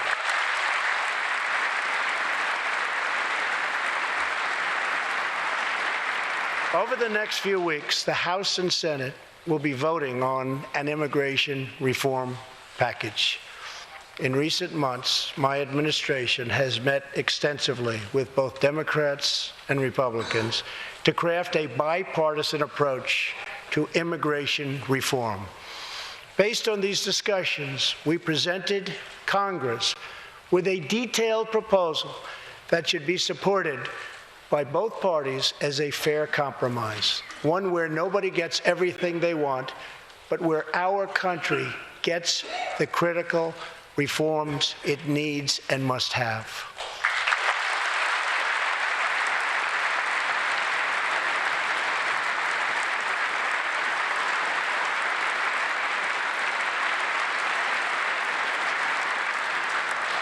Here are the 4 pillars of our plan.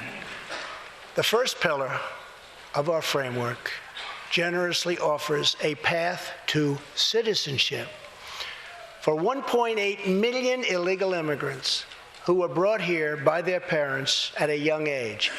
That covers almost 3 times more people than the previous administration covered.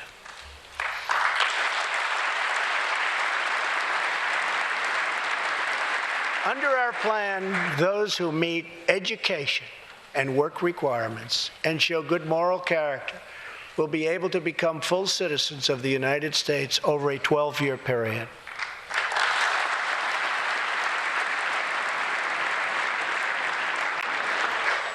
The second pillar fully secures the border.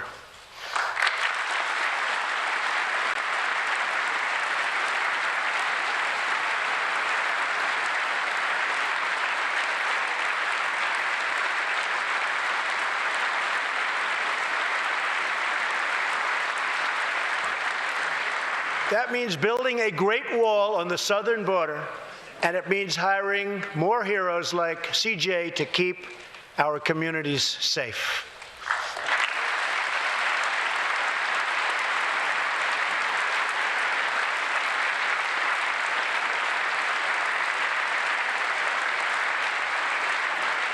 Crucially, our plan closes the terrible loopholes exploited by criminals and terrorists to enter our country, and it finally ends the horrible and dangerous practice of catch and release.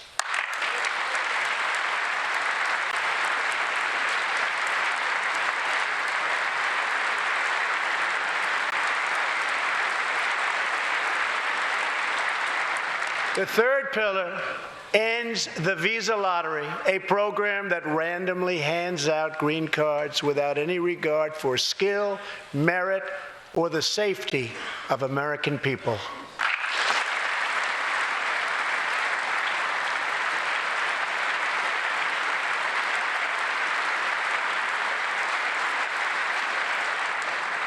It's time to begin moving toward a merit-based immigration system, one that admits people who are skilled, who want to work, who will contribute to our society, and who will love and respect our country.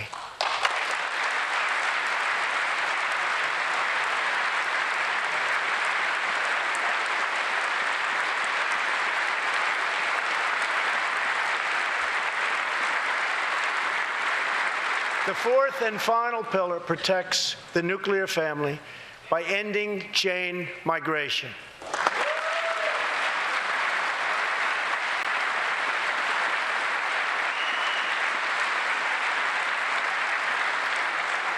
Under the current broken system, a single immigrant can bring in virtually unlimited numbers of distant relatives. Under our plan, we focus on the immediate family by limiting sponsorships to spouses and minor children.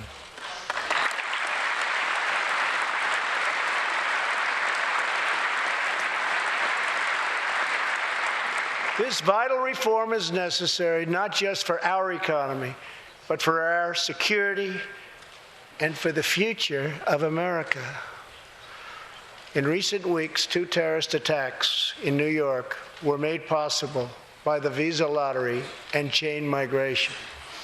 In the age of terrorism, these programs present risks we can just no longer afford. It's time to reform.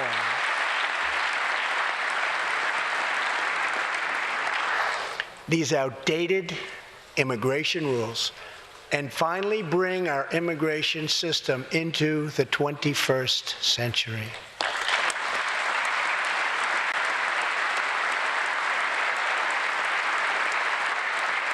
These 4 pillars represent a down-the-middle compromise and one that will create a safe, modern, and lawful immigration system.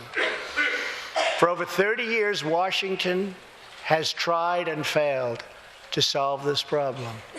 This Congress can be the one that finally makes it happen. Most importantly, these 4 pillars will produce legislation that fulfills my ironclad pledge to sign a bill that puts America first.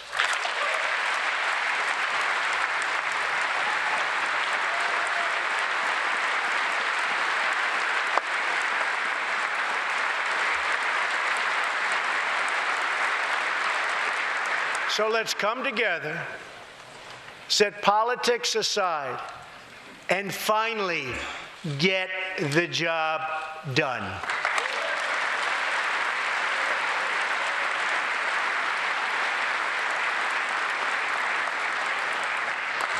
These reforms will also support our response to the terrible crisis of opioid and drug addiction. Never before has it been like it is now.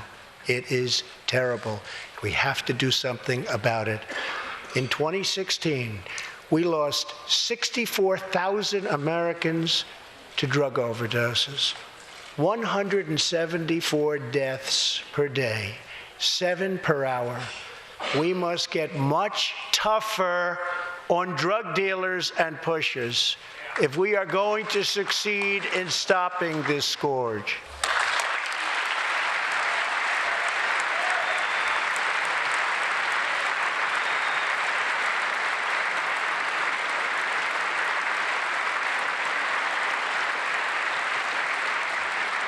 My administration is committed to fighting the drug epidemic and helping get treatment for those in need, for those who have been so terribly hurt. The struggle will be long and it will be difficult, but as Americans always do, in the end, we will succeed, we will prevail.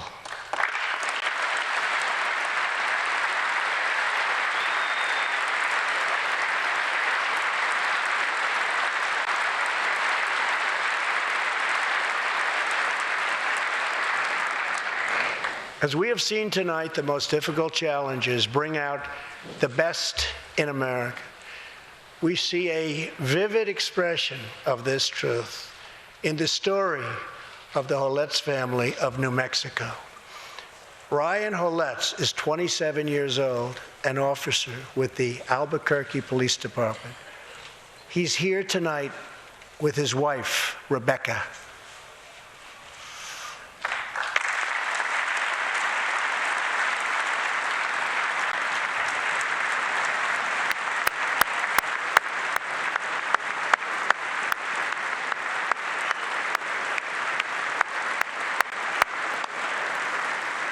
Thank you, Ryan. Last year, Ryan was on duty when he saw a pregnant, homeless woman preparing to inject heroin. When Ryan told her she was going to harm her unborn child, she began to weep. She told him she didn't know where to turn, but badly wanted a safe home for her baby. In that moment, Ryan said he felt God speak to him. You will do it because you can. He heard those words. He took out a picture of his wife and their 4 kids. Then he went home to tell his wife, Rebecca. In an instant, she agreed to adopt. The Holetz named their new daughter Hope. Ryan and Rebecca, you embody the goodness of our nation. Thank you.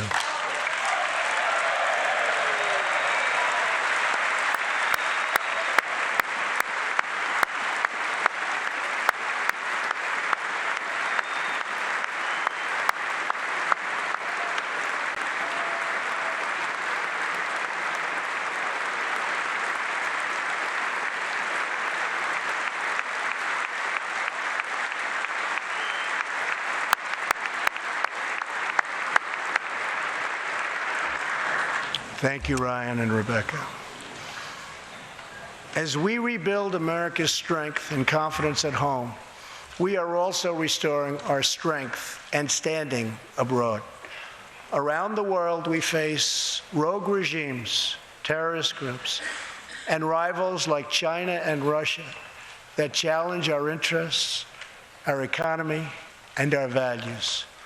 In confronting these horrible dangers, we know that weakness is the surest path to conflict, and unmatched power is the surest means to our true and great defense. For this reason, I am asking Congress to end the dangerous defense sequester and fully fund our great military.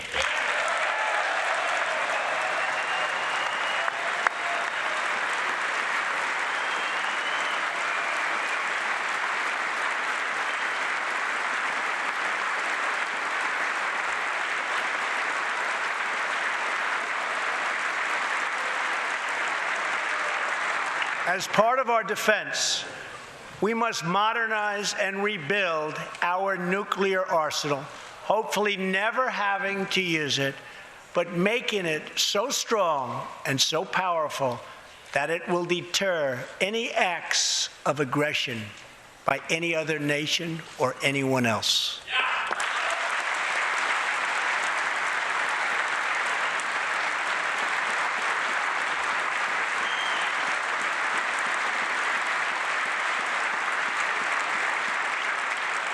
Perhaps someday in the future there will be a magical moment when the countries of the world will get together to eliminate their nuclear weapons.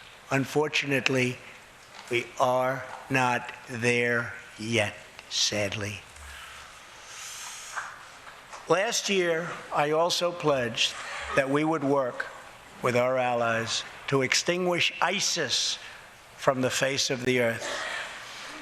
1 year later, I am proud to report that the coalition to defeat ISIS has liberated very close to 100% of the territory just recently held by these killers in Iraq and in Syria and in other locations as well.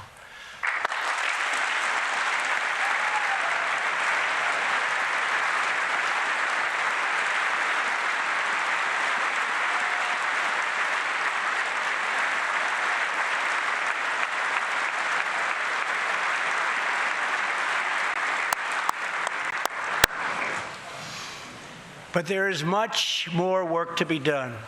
We will continue our fight until ISIS is defeated. Army Staff Sergeant Justin Peck is here tonight. Near Raqqa last November, Justin and his comrade, Chief Petty Officer Kenton Stacy, were on a mission to clear buildings that ISIS had rigged with explosive, so that civilians could return to that city, hopefully soon and hopefully safely. Clearing the second floor of a vital hospital, Kenton Stacy was severely wounded by an explosion. Immediately, Justin bounded into the booby-trapped and unbelievably dangerous and unsafe building and found Kenton, but in very, very bad shape. He applied pressure to the wound and inserted a tube to reopen an airway. He then performed CPR for 20 straight minutes during the ground transport and maintained artificial respiration through 2.5 hours and through emergency surgery. Kenton Stacy would have died if it were not for Justin's selfless love for his fellow warrior. Tonight, Kenton is recovering in Texas. Raqqa is liberated, and Justin is wearing his new Bronze Star with a V for valor. Staff Sergeant Peck, all of America salutes you.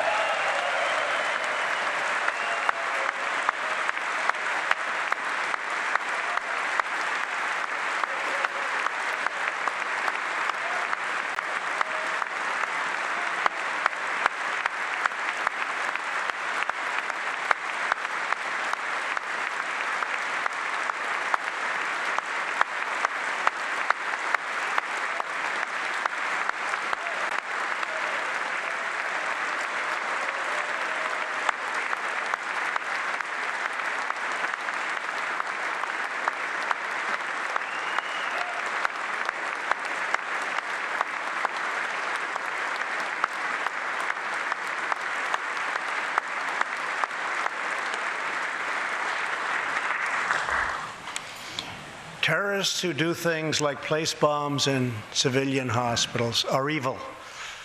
When possible, we have no choice but to annihilate them. When necessary, we must be able to detain and question them. But we must be clear, terrorists are not merely criminals. They are unlawful enemy combatants.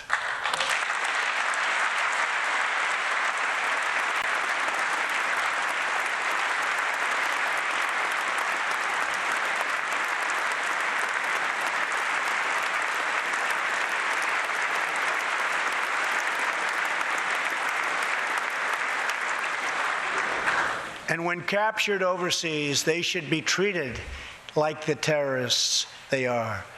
In the past, we have foolishly released hundreds and hundreds of dangerous terrorists, only to meet them again on the battlefield, including the ISIS leader, al-Baghdadi, who we captured, who we had, who we released.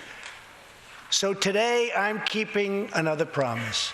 I just signed, prior to walking in, an order directing Secretary Mattis, who is doing a great job. Thank you.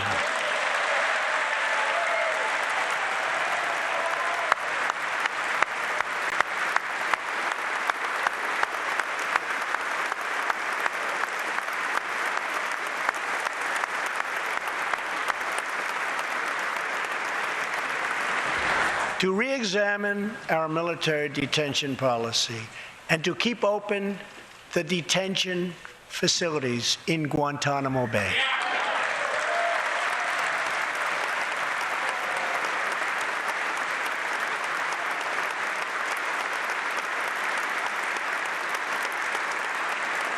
I am asking Congress to ensure that in the fight against ISIS and al-Qaeda, we continue to have all necessary power to detain terrorists wherever we chase them down, wherever we find them. And in many cases, for them, it will now be Guantanamo Bay.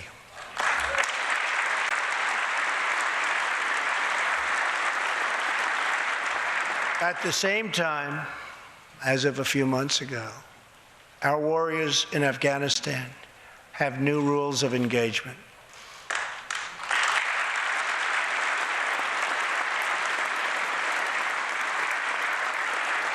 Along with their heroic Afghan partners, our military is no longer undermined by artificial timelines, and we no longer tell our enemies our plans.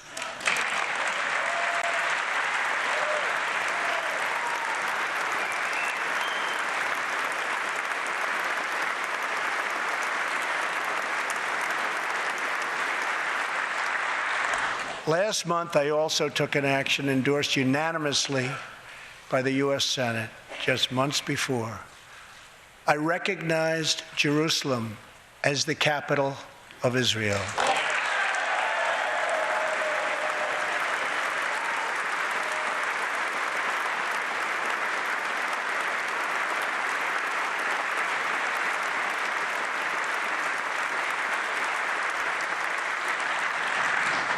Shortly afterwards, dozens of countries voted in the United Nations General Assembly against America's sovereign right to make this decision.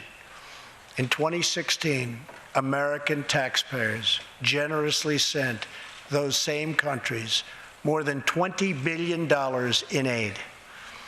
That is why tonight I am asking Congress to pass legislation to help ensure American foreign assistance dollars always serve American interests and only go to friends of America, not enemies of America.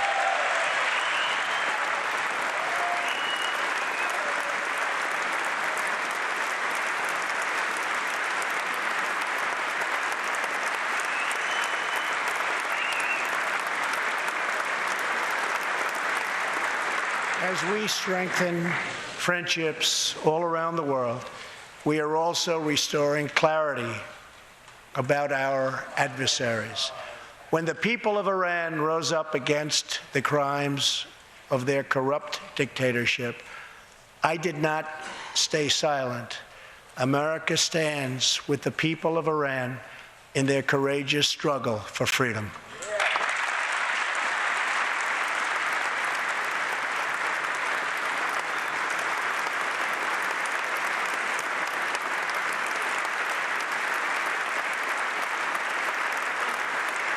I am asking Congress to address the fundamental flaws in the terrible Iran nuclear deal. My administration has also imposed tough sanctions on the communist and socialist dictatorships in Cuba and Venezuela.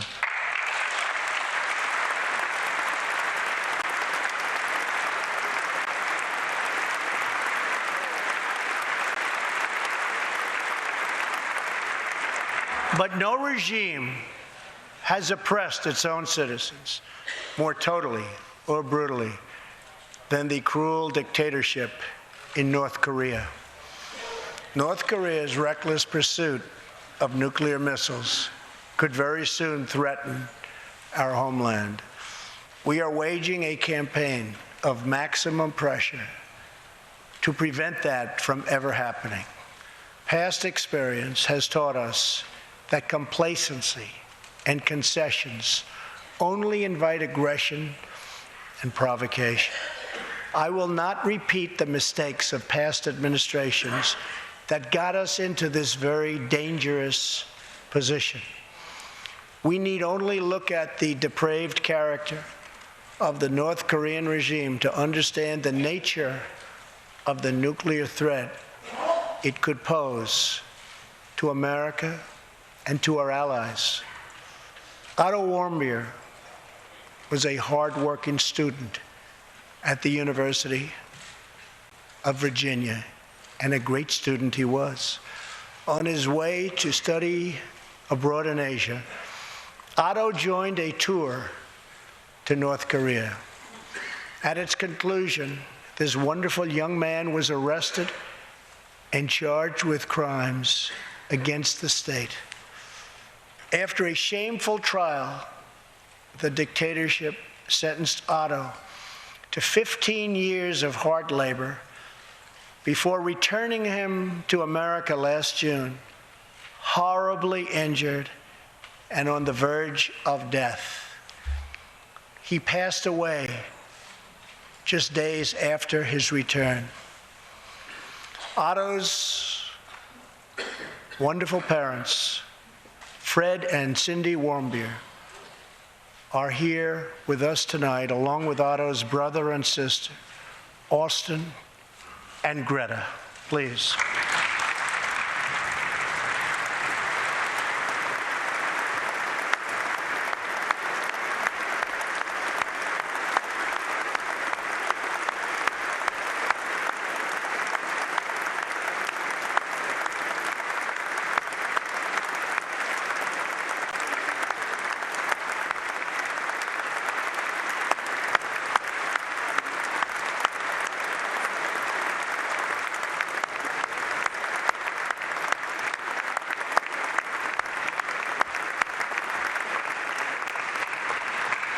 Incredible people. You are powerful witnesses to a menace that threatens our world, and your strength truly inspires us all. Thank you very much. Thank you.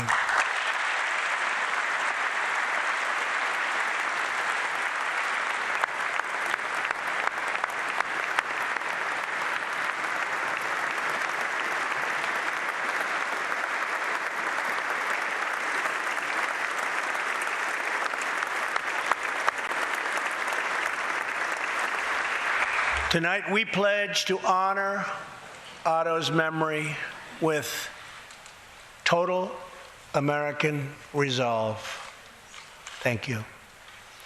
Finally,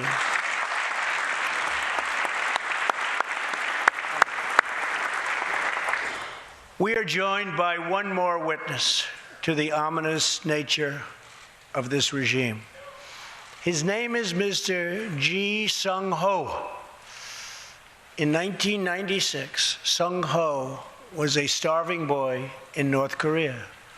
One day he tried to steal coal from a railroad car to barter for a few scraps of food, which were very hard to get. In the process, he passed out on the train tracks, exhausted from hunger. He woke up as a train ran over his limbs. He then endured multiple amputations without anything to dull the pain or the hurt. His brother and sister gave what little food they had to help him recover and ate dirt themselves, permanently stunting their own growth. Later, he was tortured by North Korean authorities after returning from a brief visit to China. His tormentors wanted to know if he'd met any Christians. He had, and he resolved after that to be free. Sung Ho traveled thousands of miles on crutches all across China and Southeast Asia to freedom. Most of his family followed. His father was caught trying to escape and was tortured to death. Today, he lives in Seoul, where he rescues other defectors and broadcasts into North Korea what the regime fears most: the truth. Today, he has a new leg, but Sung Ho, I understand you still keep those old crutches as a reminder of how far you've come. Your great sacrifice is an inspiration to us all. Please, thank you.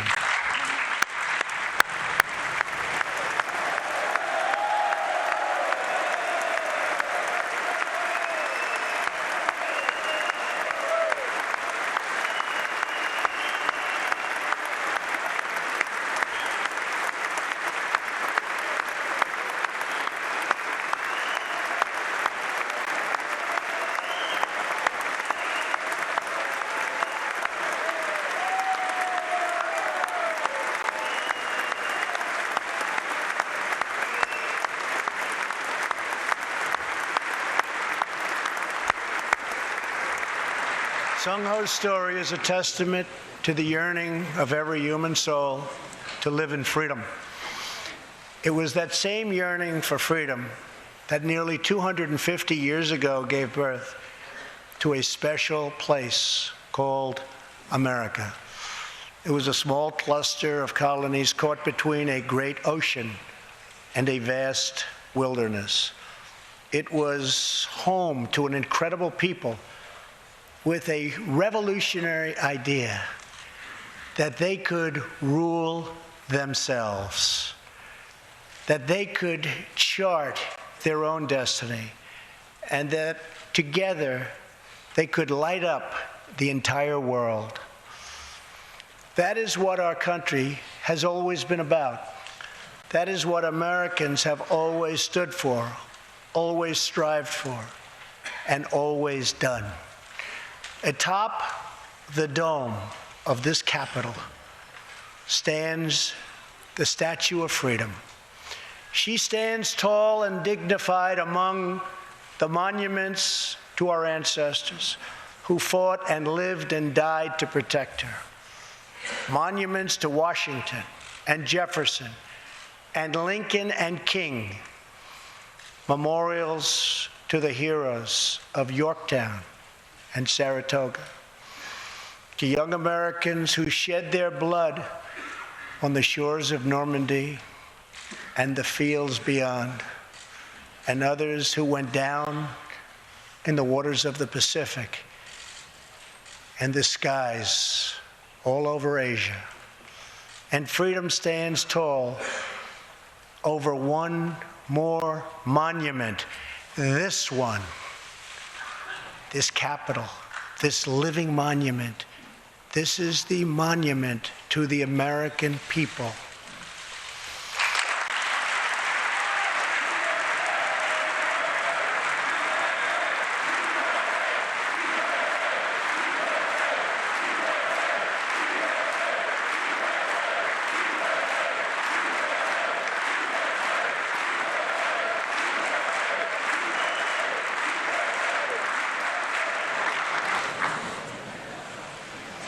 We're a people whose heroes live not only in the past, but all around us, defending hope, pride, and defending the American way.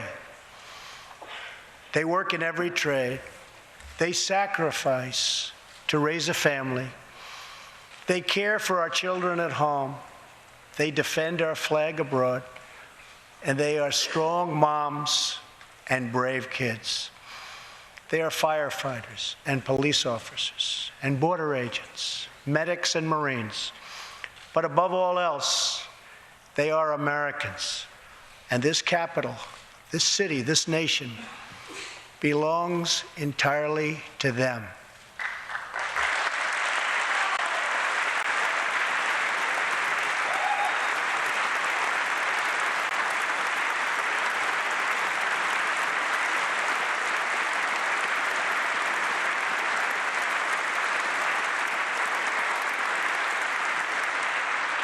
Our task is to respect them, to listen to them, to serve them, to protect them, and to always be worthy of them.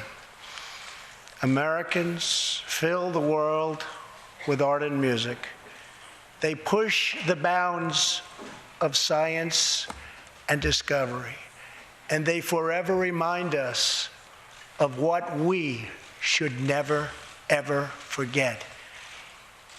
The people dreamed this country. The people built this country. And it's the people who are making America great again.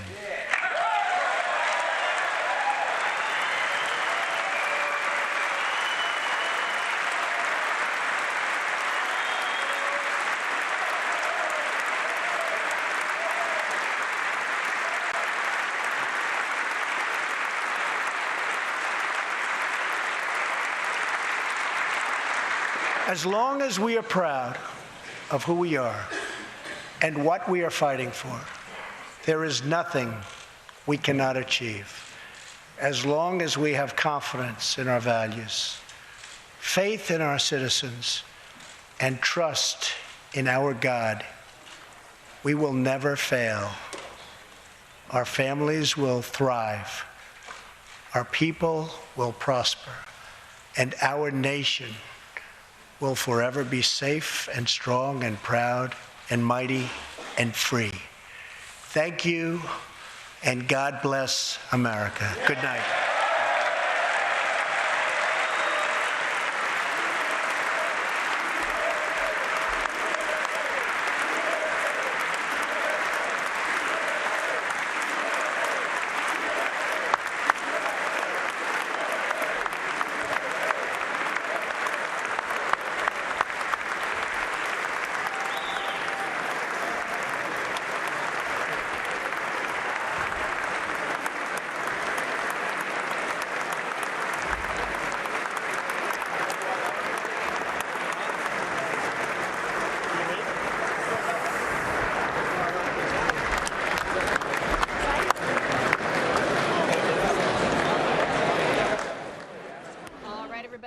That is President Donald Trump wrapping up the State of the Union. I knew tonight was going to be huge for us here at News Now, a part of Fox10Phoenix.com, but never in my wildest dreams did I expect that we would have more than 13,000 continuously watching. Again, this is News Now, and President Donald Trump has just wrapped up. We are expecting the Democratic response here any moment, and we will also carry that live on News Now. Thank you all so much for being with us.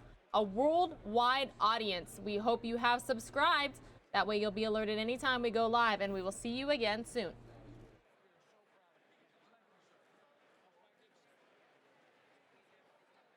Thank you, everybody.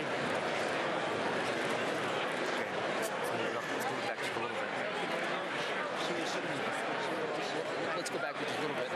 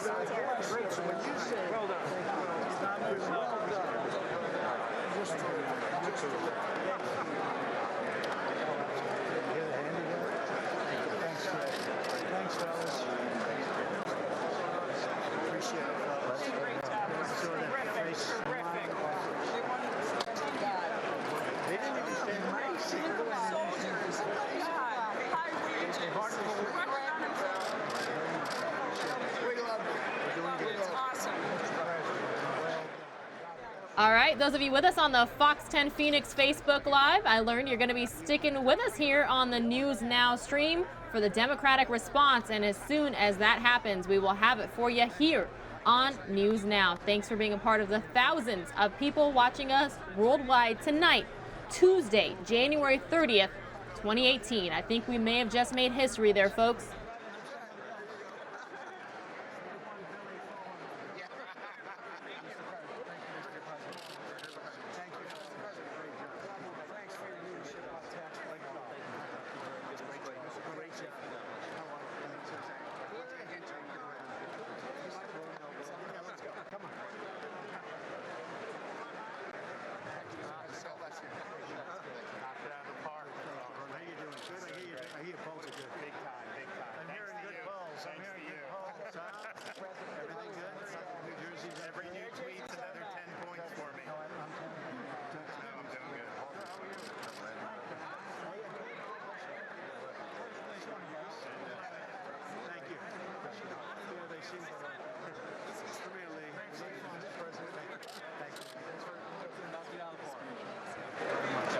Thank you for everything. This guy. King of New York. Thank you. Good luck with your shape. Thanks for MS 13. I'm seeing up. We're going to take that Alabama Simpson. Can you imagine that? Probably short. That was a fluke.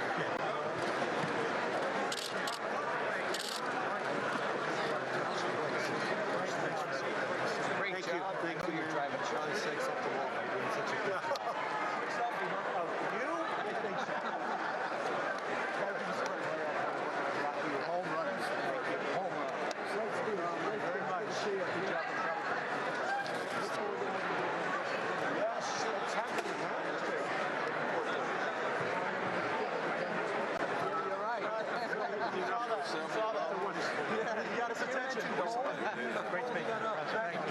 Let's release the number.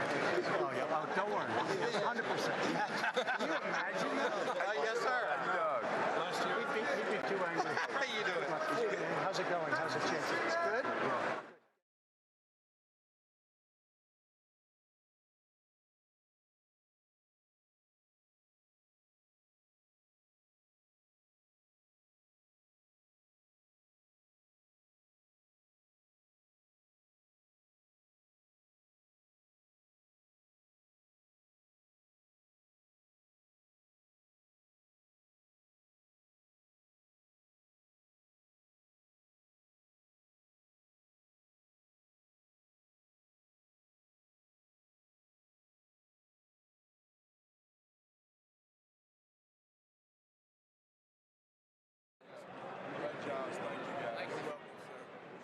Thank you all for sticking with us this Tuesday, January 30th, 2018. A lot of you staying up late across the world to watch President Trump's very first State of the Union since he began his presidency. We are waiting for the Democratic response. As soon as that comes up, we'll bring it to you here live. Thanks for watching News Now. Please become a subscriber if you are not already.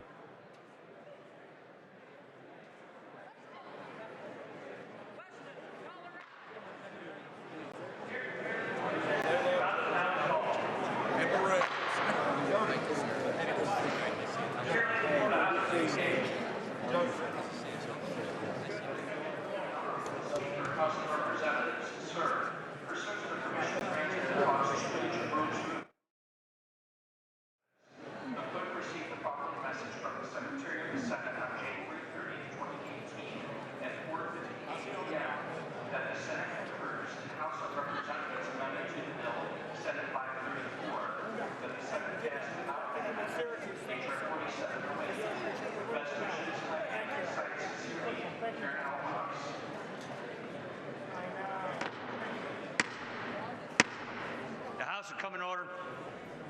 The House will come to order. Shh.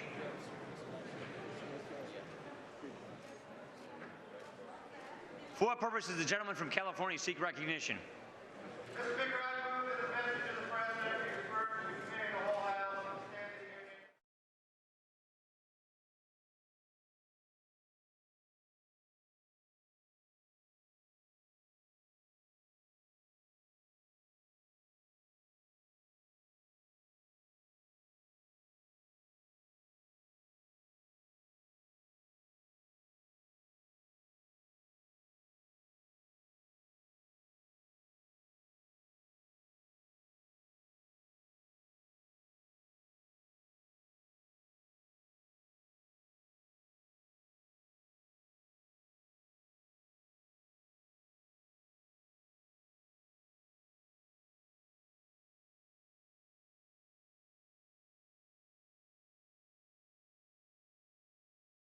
All right, everybody, we are continuing to wait for the Democratic response to the State of the Union. Thanks for being with News Now. My name's Pilar Arias.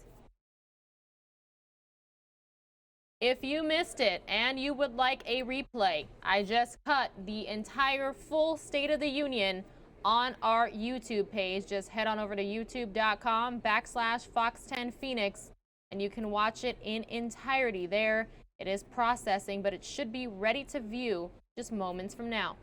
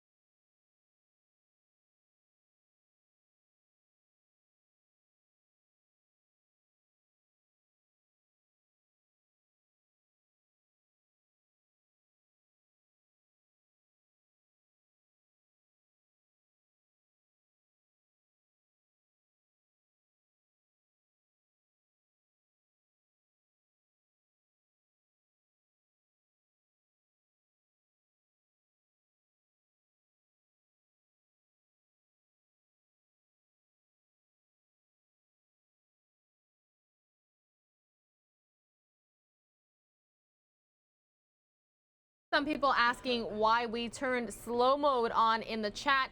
We had more than 13,000 people continuously watching, so you could only imagine how quickly the chat was moving there on our YouTube. It was so fast, it was hard for myself. I am a moderator. I look over the chat to keep up. So we're going to continue that through the rest of the night. But again, still holding strong with more than 7,500 watching. The Democratic response should be coming up next here on News Now.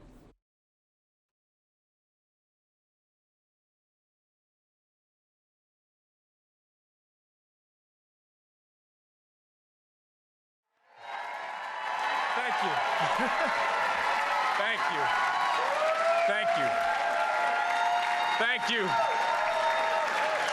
Thank you. Thank you. Thank you. Thank you. Good evening, ladies and gentlemen. It is an absolute privilege to join you all tonight. We are here in Fall River, Massachusetts, a proud American city.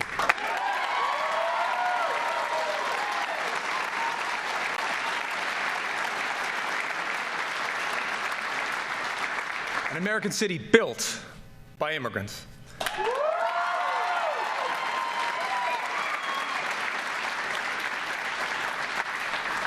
From textiles to robots, this is a place that knows how to make great things.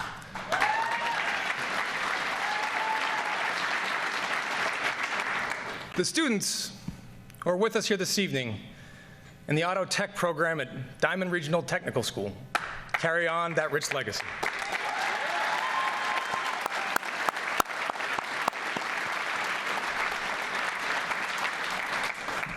Like many American hometowns, Fall River has faced its share of storms. But the people here are tough. They fight for each other. They pull for their city. It is a fitting place to gather as our nation reflects on the state of our union. This is a difficult task. Many have spent the last year anxious, angry, afraid. We all feel the fractured fault lines across our country. We hear the voices of Americans who are forgotten and feel forsaken. We see an economy that makes stocks soar, investor portfolios bulge, and corporate profits climb, but fails to give workers their fair share of the reward. A government that struggles to keep itself open. Russia, knee-deep in our democracy. An all-out war on environmental protection. A Justice Department rolling back civil rights by the day. Hatred and supremacy, proudly marching in our streets. Bullets tearing through our classrooms, concerts, and congregations, targeting our safest, sacred places.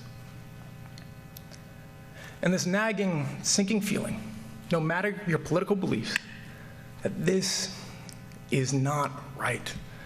This is not who we are.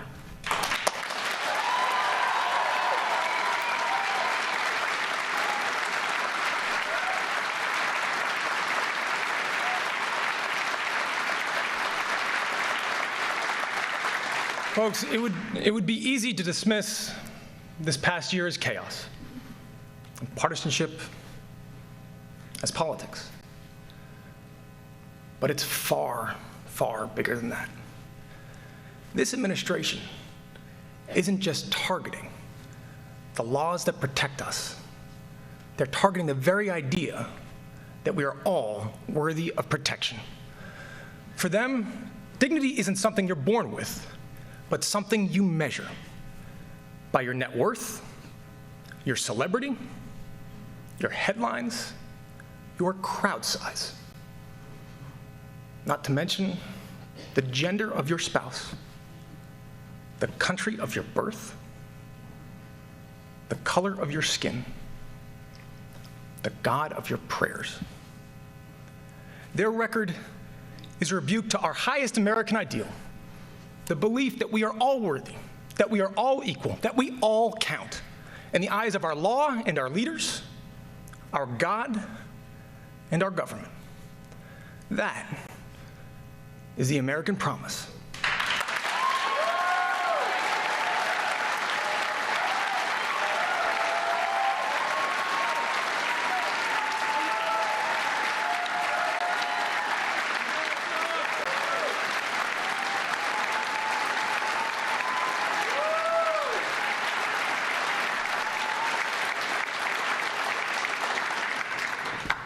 But today, ladies and gentlemen, today, that promise is being broken by an administration that callously appraises our worthiness and decides who makes the cut and who can be bargained away. They're turning American life into a zero-sum game where for one to win, another must lose, where we can guarantee America's safety if we slash our safety net, where we can extend health care in Mississippi if we gut it in Massachusetts. We can cut taxes for corporations today if we raise them on families tomorrow. Where we can take care of sick kids if we sacrifice dreamers. We are bombarded with one false choice after another: coal miners or single moms, rural communities or inner cities, the coast or the heartland. As if the mechanic in Pittsburgh, a teacher in Tulsa, and a daycare worker in Birmingham are bitter rivals, rather than mutual casualties of a system forcefully rigged towards those at the top. As if the parent who lies awake, terrified that their transgender son or daughter will be beaten and bullied at school, is any more or less legitimate than a parent whose heart is shattered by a daughter in the grips of an opioid addiction. So here is the answer that Democrats offer tonight. We choose both.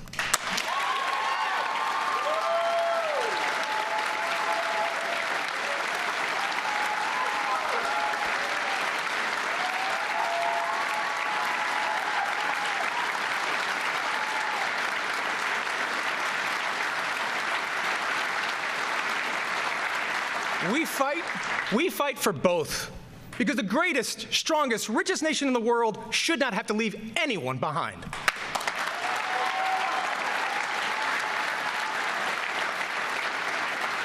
We choose a better deal for all who call our country home. We choose a living wage and the paid leave and affordable childcare your family needs to survive. We choose pensions that are solvent, trade pacts that are fair, roads and bridges that won't rust away, a good education that you can afford. We choose a healthcare system that offers you mercy, whether you suffer from cancer or depression or addiction. We choose an economy strong enough to boast record stock prices and brave enough to admit that top CEOs making 300 times their average worker is not right.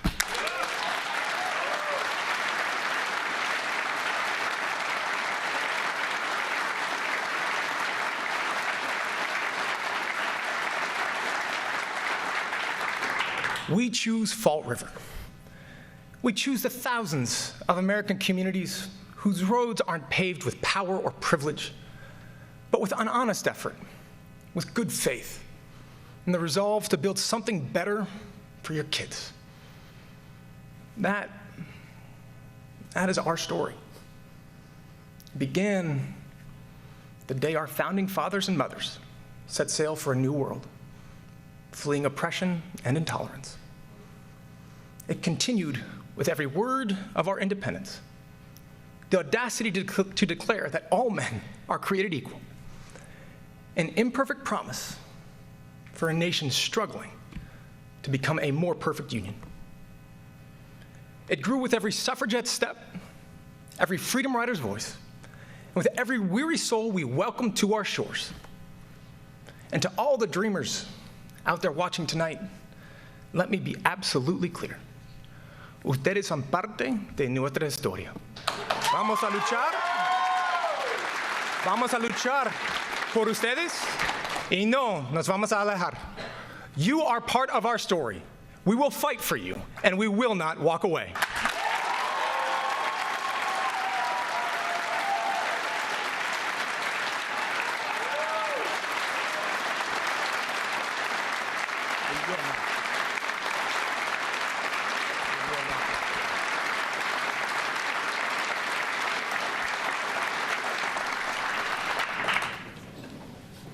America, we carry that story on our shoulders. You swarmed Washington last year to ensure that no parent has to worry if they can afford to save their child's life. You proudly marched together last weekend, thousands deep, on the streets of Las Vegas and Philadelphia and Nashville. You sat high atop your mom's shoulders and held a sign that read, "Build a wall, and my generation will tear it down."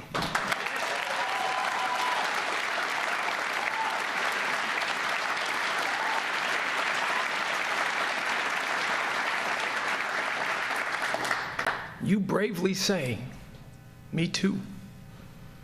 You steadfastly say, "Black Lives Matter." You wade through floodwaters, battle hurricanes, brave wildfires and mudslides to save a stranger. You battle your own quiet battles every single day. You drag your weary bodies to that extra shift so that your families won't feel the sting of scarcity. You leave loved ones at home to defend our country overseas, or patrol our neighborhoods at night. You serve, you rescue, you help, you heal. That, more than any law or leader, debate or disagreement, that is what drives us towards progress. Bullies may land a punch, they may leave a mark, but they have never, not once in the history of our United States, managed to match the strength and spirit of a people united in defense of their future. Politicians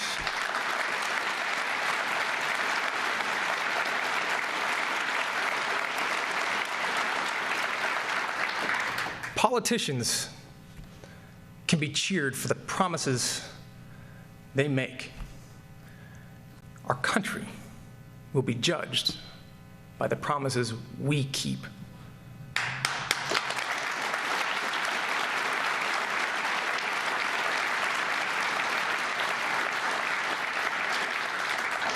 That is the measure of our character. That is who we are. Out of many, one. Ladies and gentlemen, have faith. Have faith. The state of our union is hopeful, resilient, and enduring. God bless you. God bless your families. And may God bless the United States of America. Thank you.